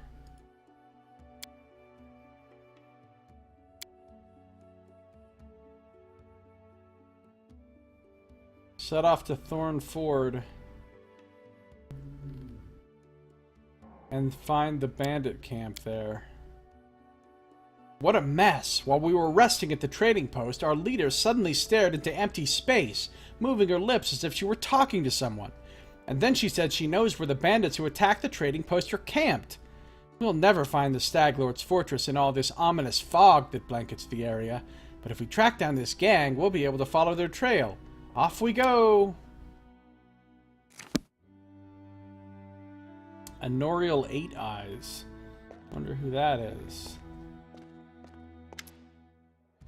The elf looks straight at you, through the tangled hair falling over her face. Hey, you're an adventurer, right? Seeking your fortune in the Stolen Lands? You aren't the only one of your kind here. Take my advice. Keep your eyes open and watch your back. Sometimes the ones who call themselves your friends are more dangerous than your enemies. Judging by the elf's voice, it's obvious that she started the day with a jug of wine. And who are you? The elf grunts. Anorial 8 Eyes. Once upon a time, I was famous throughout Absalom. Anorial 8 Eyes of the Restless Six. Well, glory passes quickly. A few miserable decades later, and no one recognizes you on the street anymore. What a shame. Absalom. For more than 4,000 years, Absalom has been the city at the center of the world, a metropolis-sized showcase of the greatest treasures in all Galarian. The city not only holds a key strategic position for both commercial and military endeavors in the region, but encompasses the site of the ascension of 4 deities and claims to have been founded by none other than the last Aslanti, the god Erudin. Sounds like an important place. What are you doing here? I sit here waiting for adventurers who are in need of help. We may be sitting here in a backwoods tavern, but in Absalom I have a lot of friends who are eager to make a few coins. They have brave hearts but shallow pockets. A little gold would be a welcome change for them. I can send them a message and they will come from Absalom through a portal. If you're interested, just give me a sign and we'll arrange everything right away. Why are you called Eight Eyes? Once, long ago, I could spot an enemy and pin him to the wall before he could even think of attacking. Some said I had 8 eyes and looked all around at once, though it seems I've outlived my nickname. Honoriel stretches her arm forward. Her palm trembles noticeably. I've been drinking so much lately, it's best I don't test my skills too often. Where were you when the trading post was attacked? I was hunting. Got a little lost in the mist, which is the first time that's happened to me. I guess I should go easier on the drink. But don't you imagine I'd be scared of a good fight. If only I'd known I was missing all the action. But I see you've got everything under control. Would you like to join me? No, I've got enough things to do already. You'd better manage on your own. If you're a famous Pathfinder, why are you out here in the middle of nowhere? Why?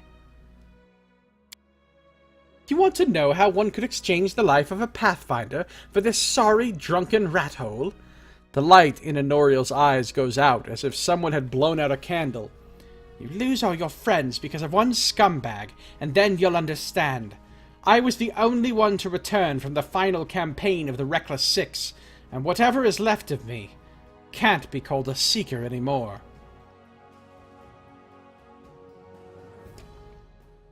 Sounds like she got a story. Honoriel remains silent for a long time, as if wondering if she wishes to poke the old wound. Here's the story. Our leader, Vermelt, was the best of us. Wise, brave, friends with everyone. One of those friends, a Divian adressant, sent him a disturbing letter. He'd stumbled upon mention of some ancient books on the art of necromancy. Secrets like those are best left hidden forever. Trust me, I've seen what that kind of magic can do. The elf bites her lip. To make a long story short, these volumes were supposedly hidden in the catacombs of Gallowspire. We decided that the book should be retrieved and kept safe by the Society. We gathered in a tavern, discussed the expedition, then proceeded to Ustalav. It was a normal mission, a quick and quiet recovery. The Society. The Pathfinder Society is a globe-spanning organization based out of Absalom. The membership consists primarily of Pathfinders, adventurers who travel throughout Golarion, usually inconspicuously, and explore, delve, and otherwise experience the lesser-seen parts of the world. They send journals documenting their travels back to their venture captains, who also assign them new missions and suggest new places to explore.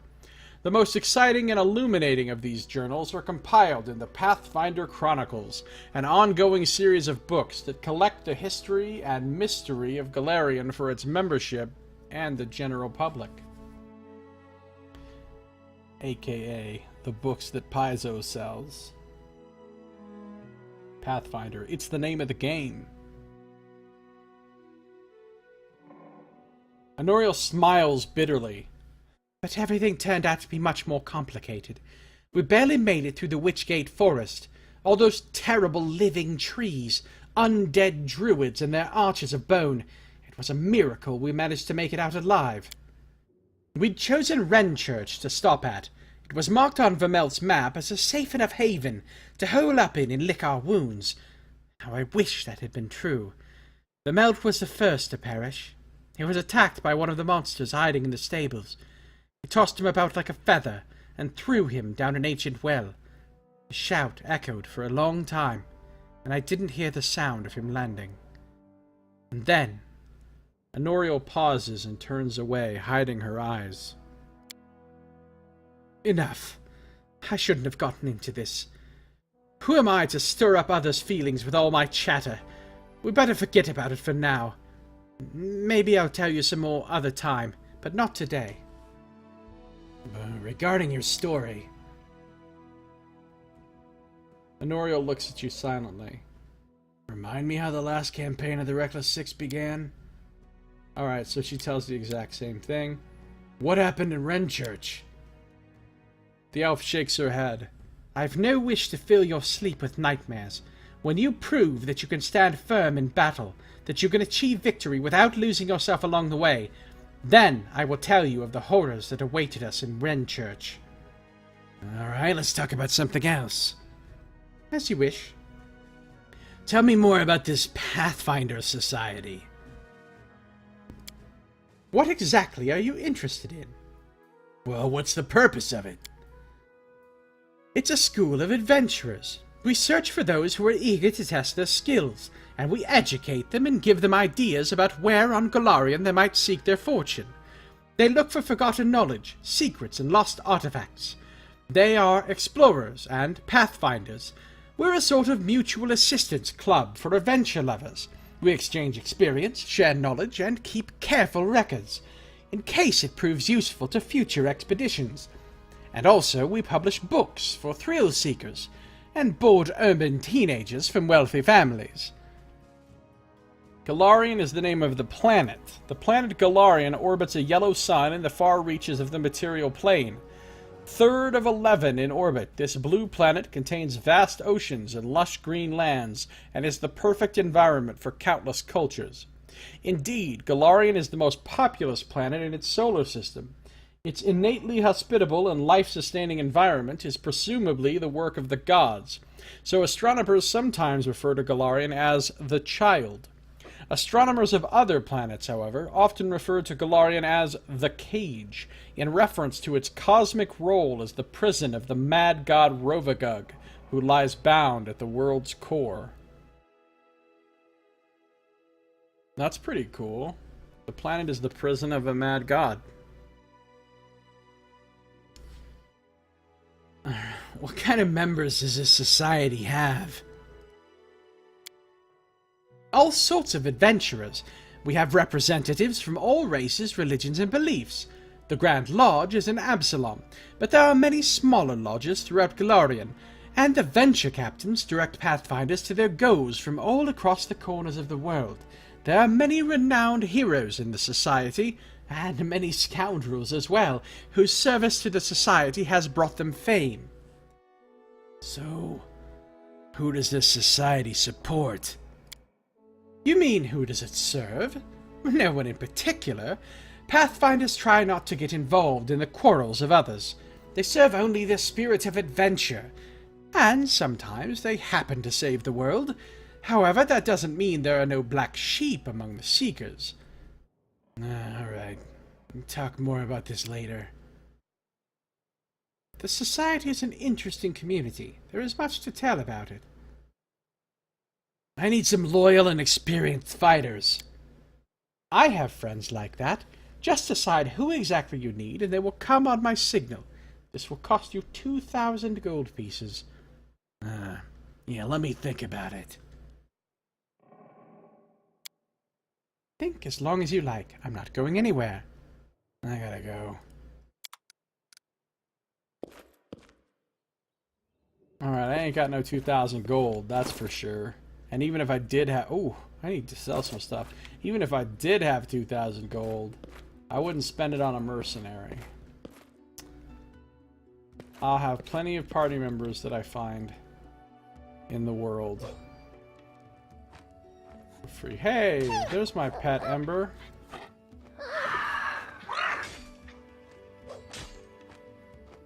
Oleg, Harem, Jasper. Oh, it's Jasper the little fairy dragon. Bakken's here. Well, let's talk to Oleg and sell all this junk I'm carrying. Greetings! Oleg seems to be in a good mood and greets you warmly. You certainly ruffled those villains' feathers. Well, anyway, new day, new troubles. Have you seen the fog? Never seen anything like it before. The road to Restov looks like someone spilled milk and it just hung in the air. Milk. I couldn't see anything through that soup, not even with a torch. Feels like witchcraft to me. I'll bet this stag lord's involved somehow. Rumors say he deals with all kinds of bad magic.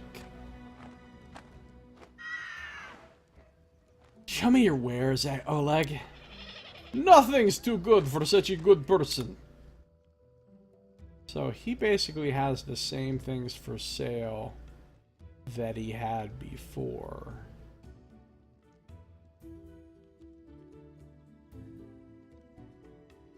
But I have some things for sale now. A silver disc, a silver ring. I'm never going to use a scroll of Ray of Enfeeblement. Of course, it's only worth 6, so maybe I should hold on to it. A pearl, a book, some incense, a golden trinket, a golden statuette, a pyrite brooch, some silver spoons, soft cheese, some vegetables. All the vegetables are on you. Some studded leather, some short swords, some cheese, some onions. You can get some leather armor, an extra. Maybe I'll hold on to one of these composite longbows in case I want to.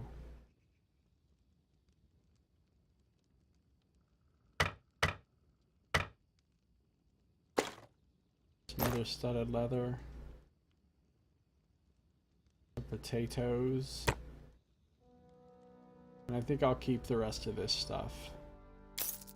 So I'm up to 900 gold.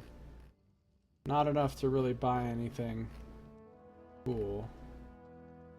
Like a ring of protection.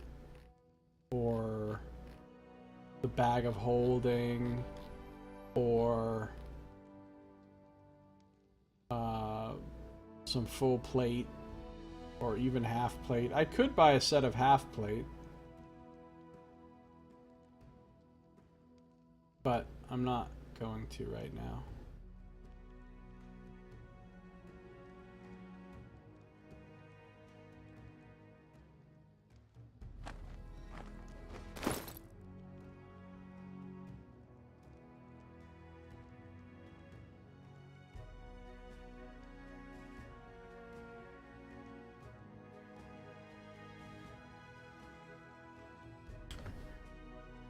Alright, how's everybody doing? We got some viewers, but not a lot going on in chat. What do you guys think of the game?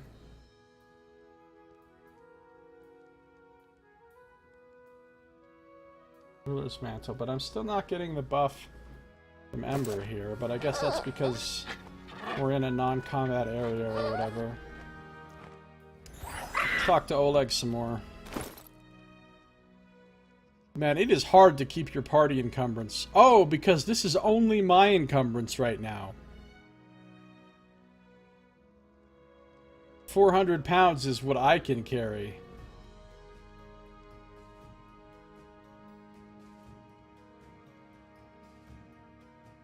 As a 20 strength person. A fine day to you. What brings you by? Hey, Aussie Jim, how you doing? Welcome. So tell me about yourself, Oleg. Why would you open a trading post in such a dangerous place?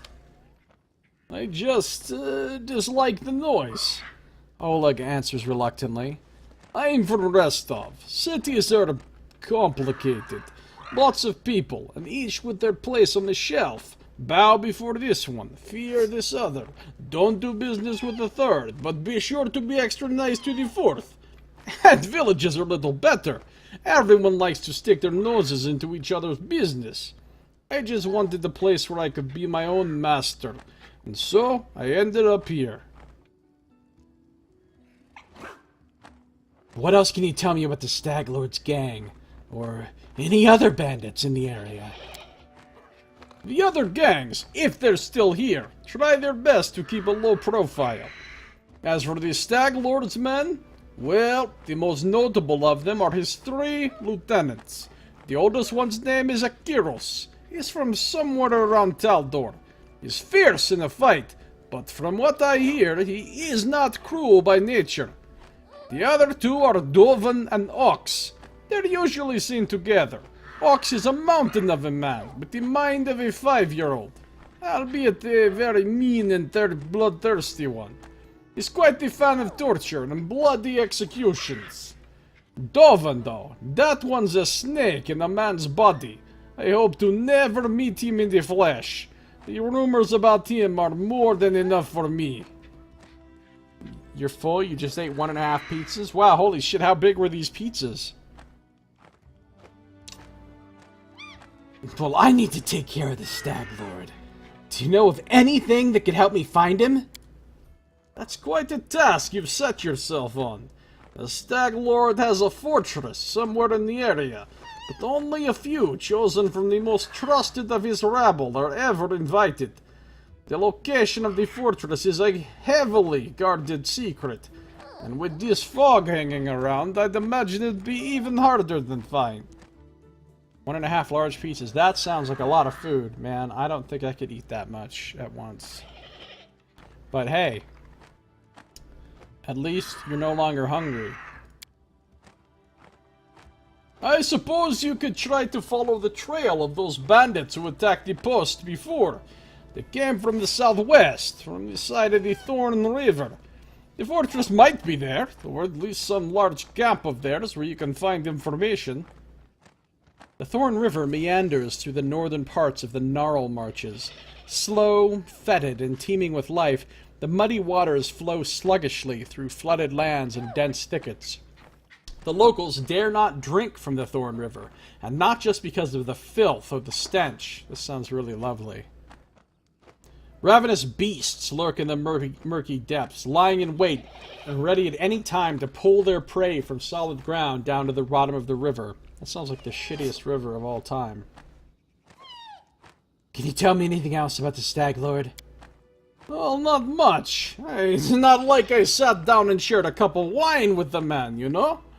But I think he arrived in the Stolen Lands less than a year ago, from what I've heard. But as soon as he got here, he took over everything. I wrote to Restov, tried to warn them that the Stag Lord wasn't some typical gang leader, but they didn't listen. The rumors about him are horrible. He'll kill a person if they so much as disagree with him. He never reveals his face. Those who've seen him up close report the same thing. Ugly scars cover every inch of his skin, not covered by his clothes. So he has a little bit of a story too. Give it an hour, might be hungry. After eating 1.5 large pizzas? Man. I'd be fucking done for a long time after that. The Stag Lord's past is a mystery. He just arrived one day. He was immediately a power to be reckoned with. I guess the most surprising thing about him is that he has as many followers who admire him as he has minions who obey him out of fear. He's got some inner strength in him, or maybe an inner madness. There are many who seem to follow him because of that madness, like it was some kind of virtue. Alright, we'll talk some more later, Oleg. Bye.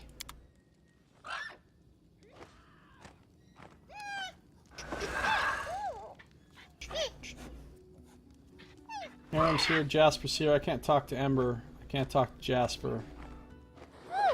Bakken's here. I wonder if I can buy some healing potions from Bakken. Not that I need to. I'm fucking deep in healing potions already, but just for future reference. Deep in healing potions.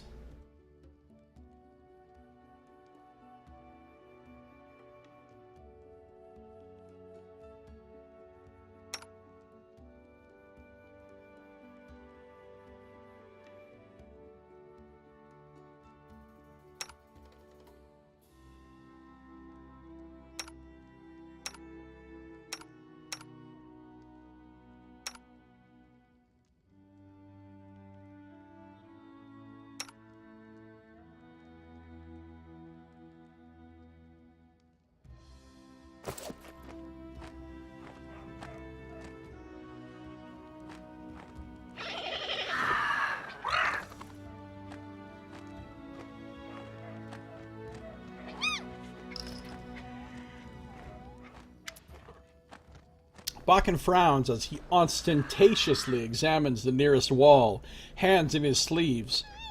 Without turning to you, the old man finally says in a dull voice, "You want some potions?" No, I'm not far into the game at all, Aussie Jim. I'm close, very close to the beginning. Remind me what it is you do here. What's there to tell? I'm an herbalist. Make potions and sell them. Gather herbs, roots, and berries. Bakken sighs. I live in the forest, live off the land. Since leaving Rostov for these parts, I ended up a merchant here at Oleg and Svetlana's post. They let me in out of kindness, help me with things. They bring me water, or firewood when it's cold, and the occasional barrel of honey. They're good people. Is there anything you need help with? Bakken glances at you, suddenly interested. Well, since you're asking, there is a cave nearby. I used to pick berries in there, but the place has been overrun by spiders. The berries are red, look a lot like raspberries. Fangberries, I call them. I'd be real grateful if you gathered a basket of them and brought them back. Just be quick if you do. They spoil quickly. Fangberry Cave has been revealed. Those spiders in the cave are extremely mean. I'll give you some alchemist fires. Crafted them myself. Burn those spiders. Teach them how to claim my Fangberry Cave. Gave me 6 alchemist fires for free. That's awesome. I also need a bucket of moon radishes. They're a rare and mysterious plant. I don't know where to find them, but I do know that kobolds gather them and value them highly. Well, it's not a huge deal, really. I'd do it myself if I were younger. But if you're willing, I'll pay you. 3 potions for the berries and a purse full of coins for the radishes. What do you need fangberries and mood radishes for, Bakken? You want to know, huh? Well, I'll gladly tell you after you bring some to me. I'll think about it. The old man crosses his arms, clearly annoyed. Whatever. About those tasks of yours. Yes? Actually. Alright, let me see what you have for sale. He's got... Oh my gosh. He really has a lot of shit. Transmutations of bodily poisons, part 2. Honey, mushrooms, a wand of snowball. 50 charges. It's pretty nice, especially since it's a ranged touch attack, so you can use sneak attack with it. A wand of mage armor with 50 charges. Wow. It's pretty nice too. These are some nice wands. Scroll of things, remove blindness, bless, lesser restoration, remove curse, large potion, 43 of them.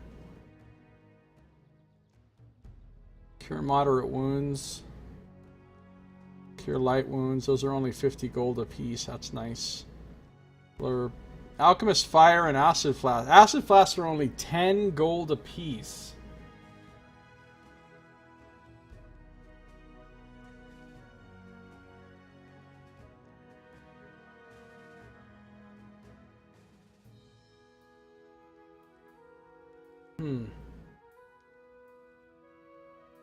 Well, he just gave me a ton of alchemist fire.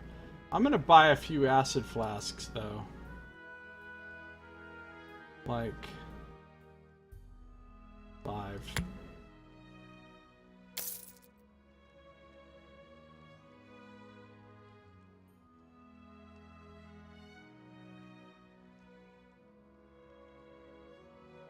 We're just barely over our fucking weight now. Damn it. Oh, I know what to do.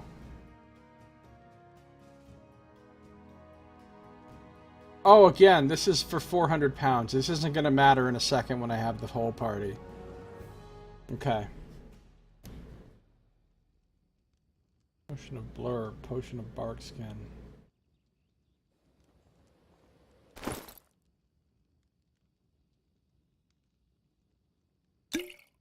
No, I'm not going to need a Potion of Barkskin, but she might.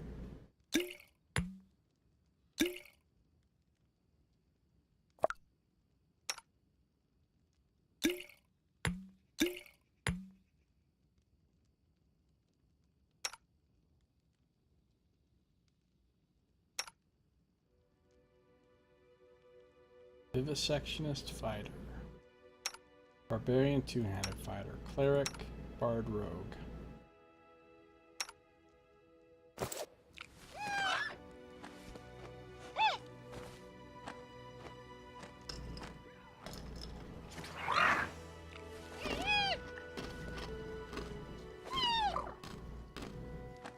Crunching some ice.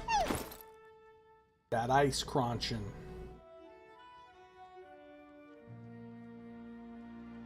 Alright.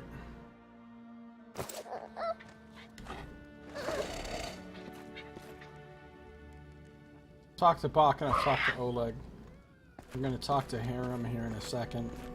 Those wands, do they recharge or are they gone when all used up? They're gone when all used up, but it's possible there's some way to recharge them. Step. But I strongly doubt it. Based on other games like this that I've played.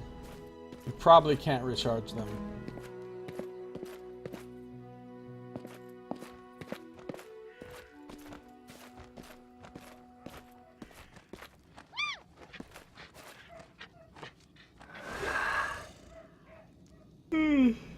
Alright. Harem.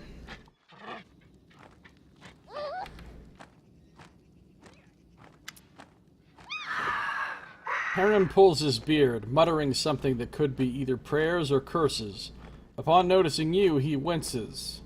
Eh? What? Oh, it's you, Kada.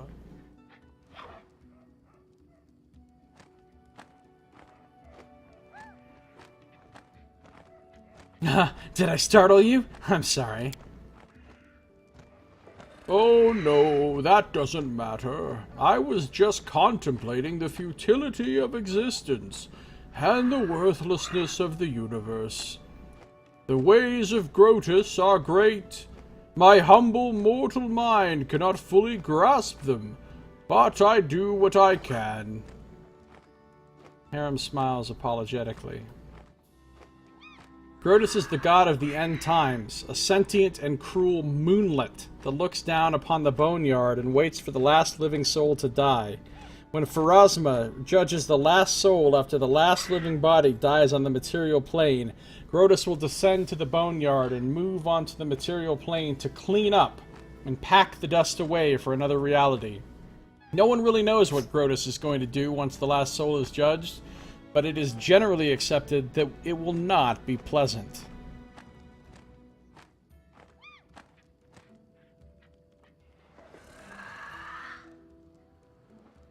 I want to know more about this weird god of yours. You wish to learn about Grotus? Harem seems surprised and pleased at the same time. Yes, of course. I will answer anything you ask. Alright, what is Grotus all about, in a nutshell? Grotus is the end of all that exists. Harem smiles. He's obviously been waiting for this question. Look around, Kada. What do you see? Look again and realize that everything will be destroyed. Our clothing and our armor will turn to dust. The walls of the palaces will crumble into ruins. The trees will fall. And you and I will die much sooner than that. Grotus is a timeless watcher. He's been locked away by Pharasma, the goddess of rebirth. From her boneyard he watches over the world, knowing the time for the final reaping shall come. He's the bloated moon hanging in the sky. He's the harbinger of the last days. He's the one who will stay when all the others are gone. Pharasma is the Lady of Graves, Mother of Souls, Grey Lady. Pharasma is the goddess of birth, death, and prophecy. She shepherds Galarian's recently departed souls to their final reward. Upon death, souls migrate via the River of Souls to Pharasma's boneyard in the outer sphere, which sits atop an impossibly tall spire that pierces the astral plane. She is among the most ancient deities in the multiverse, but keeps her knowledge of the fate of all souls closely guarded. And the boneyard is also known as Purgatory, a neutral plane where the souls of dead mortals from the material plane are judged by the goddess Pharasma. So, Pharasma has Grotus locked in her boneyard, so she's stronger than Grotus. Well, of course she is stronger, for now. Harem nods with dignity, stroking his beard. Grotus is weaker than Pharasma, and many other gods. I would be a fool if I tried to claim otherwise. If Grotus were stronger, the end times would have already come, wouldn't they? But the powers of other gods fade away. They dissolve slowly, a grain in a century. Grotus collects those grains and waits. He doesn't need to hurry. He knows that his time shall come.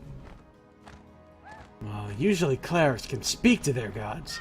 What does Grotus say to you? Harem shakes his head in resignation. Grotus doesn't speak to his clerics. Actually, Grotus doesn't need any clerics. The dwarf raises his sad eyes to you. He only allows his whispers to be heard, and only by those who are dying to hear them. His words are unclear, but they call to you. His voice comes with the soft rustle of fallen leaves, with the woeful wailing wind at the mountain pass, with the roar of the raging blizzard, and it calls you to strike out on the road. Onwards, always onwards, over the pass, over the bridge, and further along.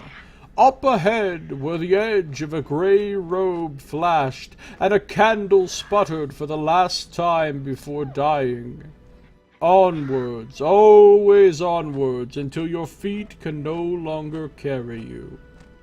Harem falls silent, submerged in his own thoughts. I guess thanks for telling me about your weird god. I guess that's enough for now. Then let me ask you, what do you think about Grotus?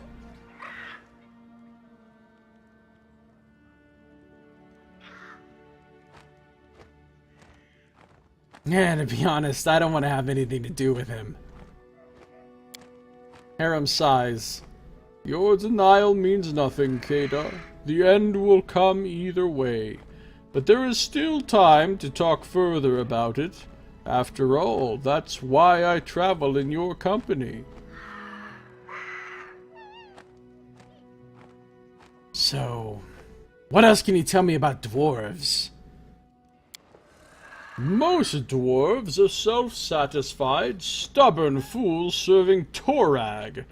They don't deserve my good attitude. Harem winces. But you can ask what you want to know. I'll try to answer. Torag. Also known as the Father of Creation, is a stoic and serious dwarven god of the forge, protection, and strategy, who values honor, planning, and well-made steel. He is an often distant deity, lending magical power to his clerics, but leaving his followers to make their own way through life, knowing that this will make them strong and determined. Okay.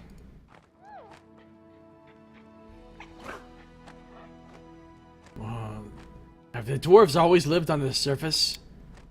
Oh, no. Eons ago, all dwarves lived deep beneath the surface, and they did rather well, judging by the historic records. They built fortresses befitting noble dwarves. But our restless god Torag sent us a prophecy, the quest for the sky. He ordered all the dwarves to abandon their fortresses and press upwards, to show their beards to the sun, as they say. The quest for sky is the ancient dwarven migration to the surface of Golarion from their original homes in the Darklands. Their god Torag had given them a prophecy. When the ground shook beneath their feet, they must press upward to the surface. They took the massive tremors caused by Earthfall in 5293 AR as this sign and began their journey toward the surface, finally emerging there in minus 4987 AR. I don't really know how the calendar works in Pathfinder. This journey was long and bloody. Many dwarves perished on the way. Others turned back, keeping to their ancient strongholds, eventually to turn into evil Duergar, grey dwarves. But those who survived reached the surface and founded the Sky Citadels, the most glorious cities in dwarven history. The Sky Citadels are mighty dwarven fortresses that can be found throughout Aveston and Gerund, the first to be built by the stout folk when they emerged onto the surface world during the Age of Darkness. Though 10 citadels were built in total, only a few have survived intact to the present day, and fewer still are held by the dwarves. Sky Citadels, that sounds interesting. Tell me more about them. Oh, they are the peaks of creation. Glorious cities, built by the ancient dwarves who finally reached the surface after many hardships, performing the final labor in their quest for the sky on the surface of Golarion.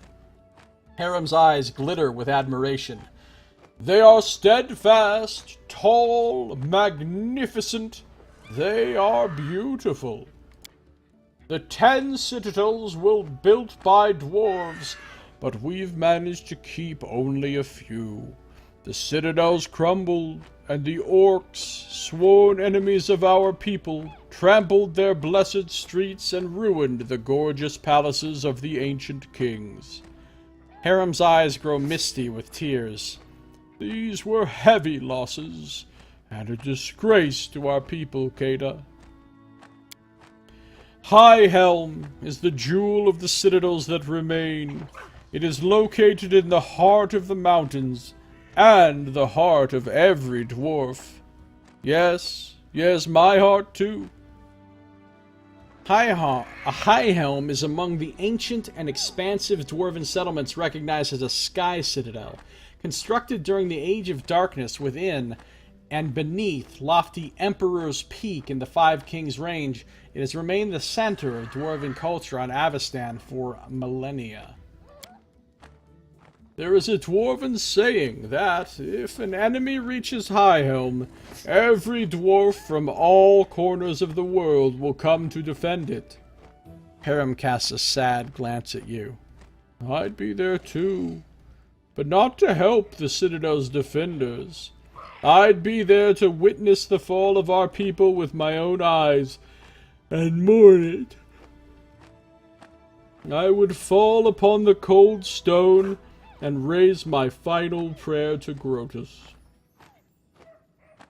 So what about these mountains? The Five Kings Mountains? The Dwarven Kingdom, yes.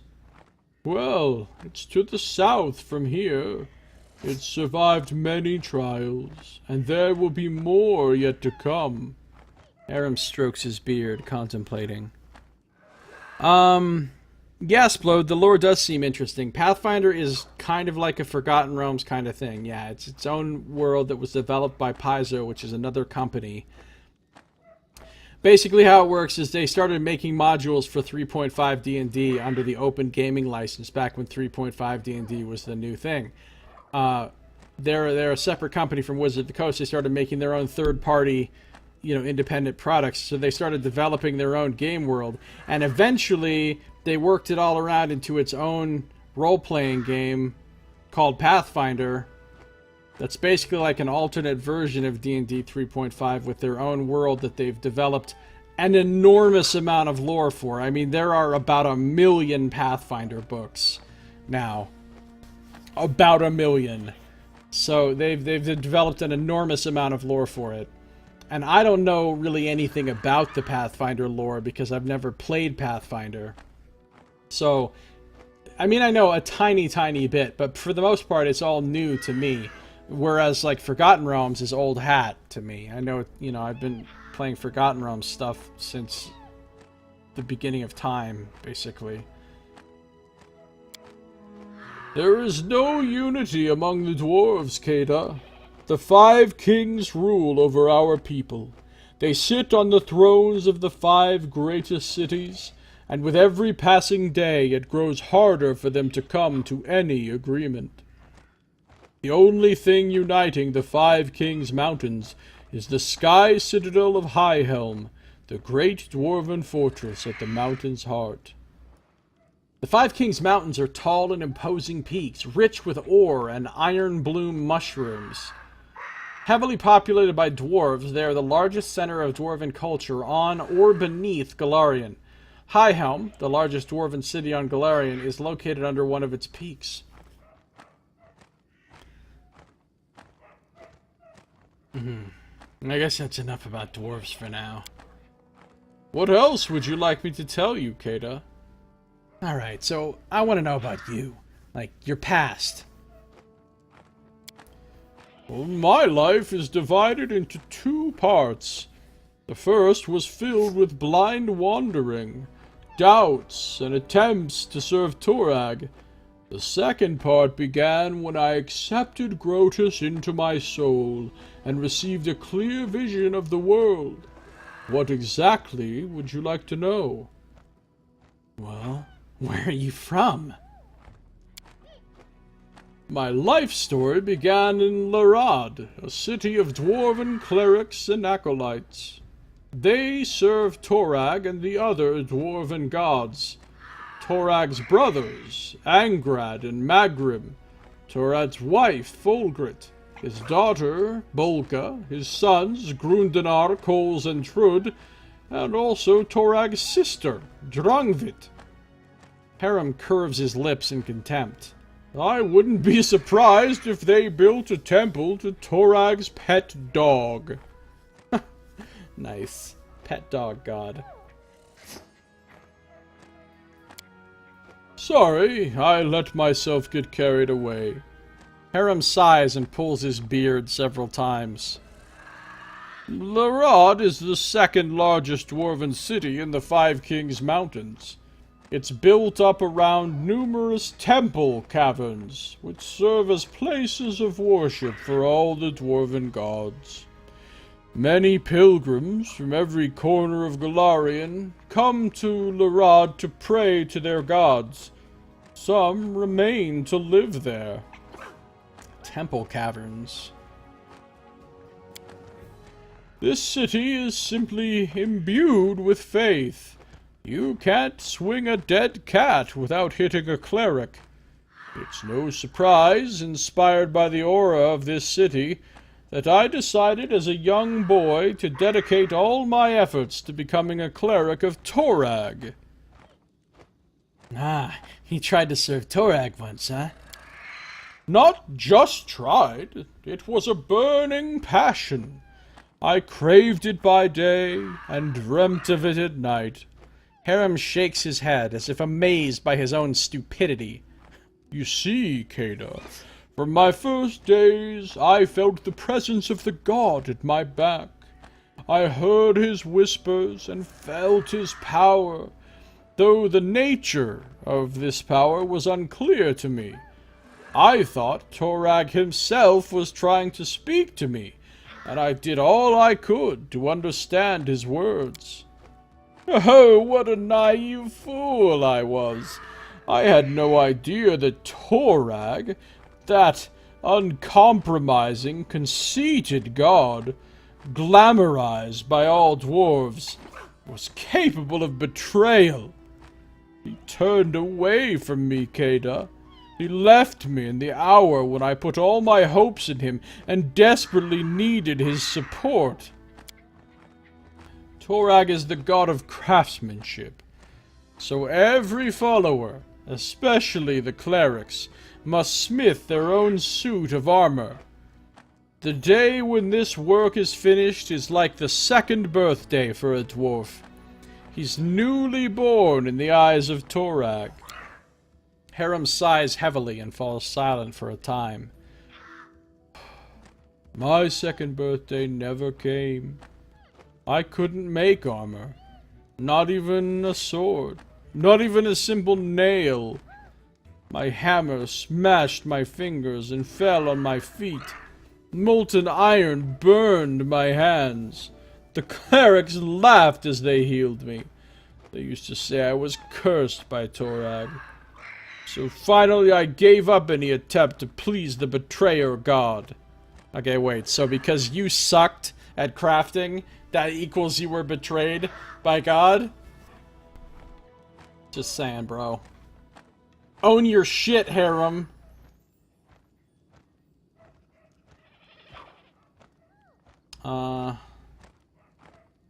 So, even if Torag really has rejected you, is that enough reason to leave your homeland?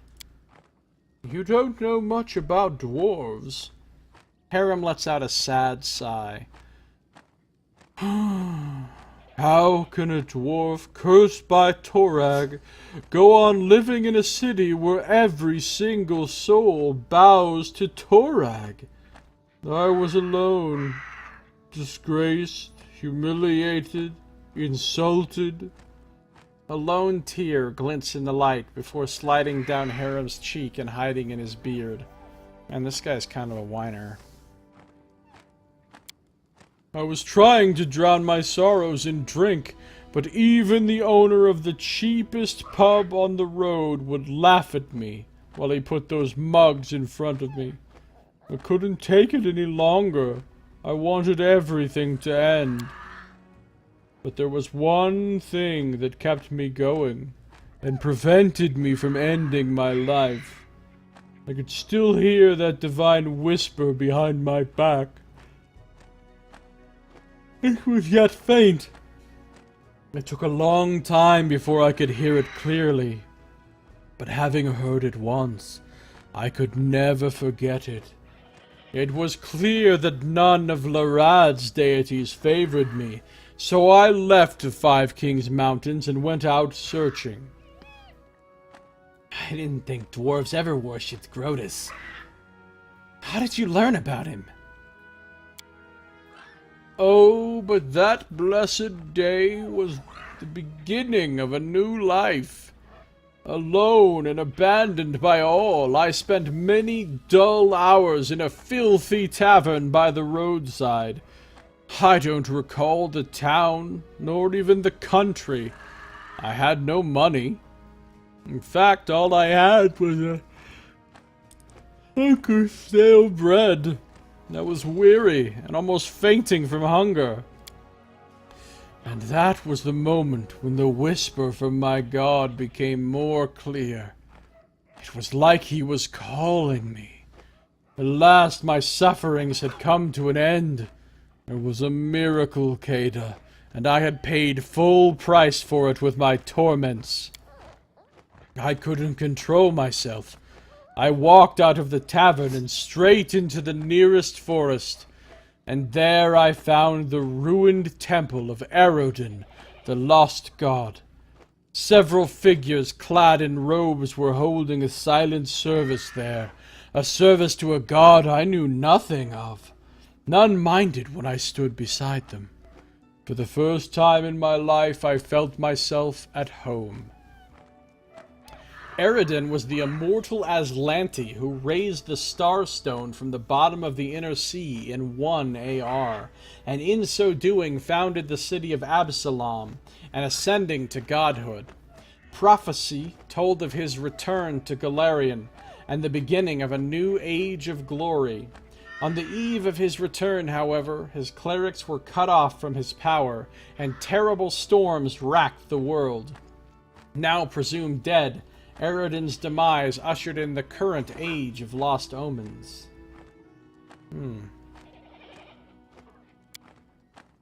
My new brothers told me that they were clerics of Grotus, the god of end times. They were traveling around Golarion, spreading the teachings of Grotus, despite all the persecution, contempt, and misjudgment they received from others. I gladly shared this burden with them, for now I knew whose voice had whispered to me all through those years. This guy's fucking as crazy as my character. Wait, so you couldn't even make a simple nail, and you blame Torag? Are you suggesting my problem was not a curse, just my own inability to work with metal? Or maybe you're saying that I was just too lazy? Kinda, yeah, that's what I'm saying. Harem looks into your eyes defiantly, his hands trembling with suppressed rage as he runs his fingers over his beard. You're a fool if you think so. An ignorant fool. Have you ever met a dwarf who can't handle a smith's hammer? Even our children craft knives. No, no, no. Torag is the cause of my sufferings. The betrayer god deliberately cursed me, just to make a laughingstock of me. Harem raises his hand and shakes his fist at someone above. But I won't let myself get angry at you, Kata. You're an ignorant and blind soul, and my aim is to guide you through this dying world that marches towards its end. I will open your eyes or die trying. Grotus will be pleased by either outcome. Alright, I've heard about enough of your nonsense. Wait. Clicked the wrong thing there. Why you disturb me with these obscure hints? Let's bury this conversation in oblivion and change the topic. So, have you ever regretted your decision to abandon Torag and start worshipping Grotus instead? Your question might seem offensive, Kata, but I am not offended. I realize you ask it because you wish to learn more about Grotus. Harem squeezes his beard in his fist, but in a moment he lets it free again. Torag betrayed me, Kata. All he's ever done was look down with contempt on my futile efforts to please him. I crafted armor plates, but they fell apart with a single strike of a fist. I smithed swords, but they broke at the hilt. Torag's priests used to say that such failures were the curse of their uncompromising deity. Harem's fingers grab his beard with such force that he seems he'll tear a handful of hair out of it. This guy needs to leave his beard the fuck alone. It was Grotus who opened my eyes. He showed me that failure is a manifestation of his will. The end time is near, Kata, and every failure is just another step towards it. Torag's curse is only half the reason for my failure. The other half is the blessing of Grotus, which I have borne from early childhood. Harem smiles warmly at his thoughts. So the short answer to your question is no. I've never regretted opening my soul to Grotus. From what I've heard, Grotus doesn't spare the minds of his clerics. They all go insane eventually. Is that true? Ha! Who told you that? I'd like to look that slanderer in the eye. Harem bursts into laughter, but you can't understand what's so funny. You see, Kata, sanity is quite a relative concept. Harem says this as his laughter recedes. Each of us is certain that he's the sanest creature in the world. Meanwhile, we periodically doubt the sanity of others. So what happens if 2 or 3 people claim that someone else is insane? Does that make it true? Perhaps the accusers have lost their minds themselves. He's got a good point. The longer a cleric listens to the whispers of Grotus, the better he comprehends the essence of his designs, and the deeper his understanding becomes. When enlightenment comes, the mind of a cleric ascends to a new level of understanding, which is inaccessible to simpler souls. Is it insanity? That is for you to decide, Kada. My decision was made long ago. When I reach enlightenment, I'll accept it with joy and delight. Well, when you learn Grotus's divine plans, remember to tell me about them. I could use a good laugh. Grotus seems not to hear the irony in your words. Oh, of course I will tell you. I will tell everyone. The word of Grotus will lead us forward into the inevitable. Yeah, good talk. Bye for now, Harem. Harem nods with dignity. I'll be happy to continue our conversation later. Crazy Harem and Crazy Kada. Characters probably belong together. We're both nuts.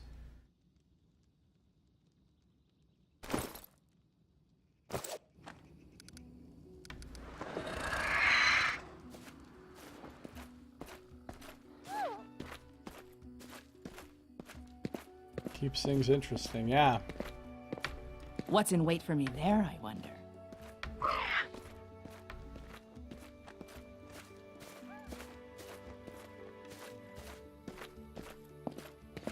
Nothing going on over here. I don't think there's much else for me to do here before we leave other than talk to Amiri. Amiri's probably around here somewhere. There she is, practicing. Or maybe she's just chopping something to bits for the sheer joy of it. For the sheer joy of bits chopping.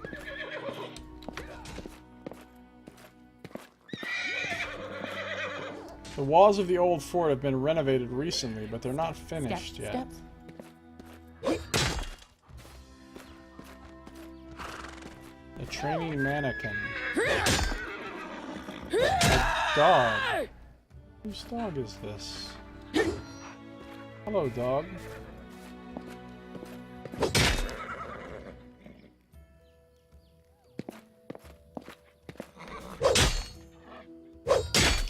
Amiri does have an extremely large sword. Shall we move? We shall move!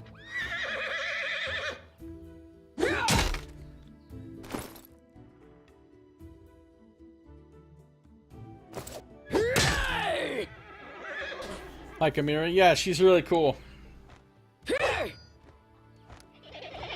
Alright.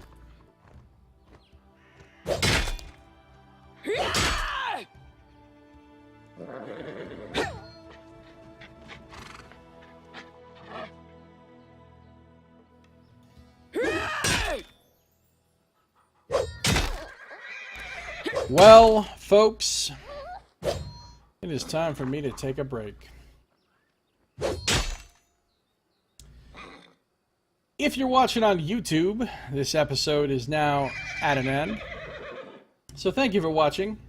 This has been Josiah Plays Pathfinder Kingmaker.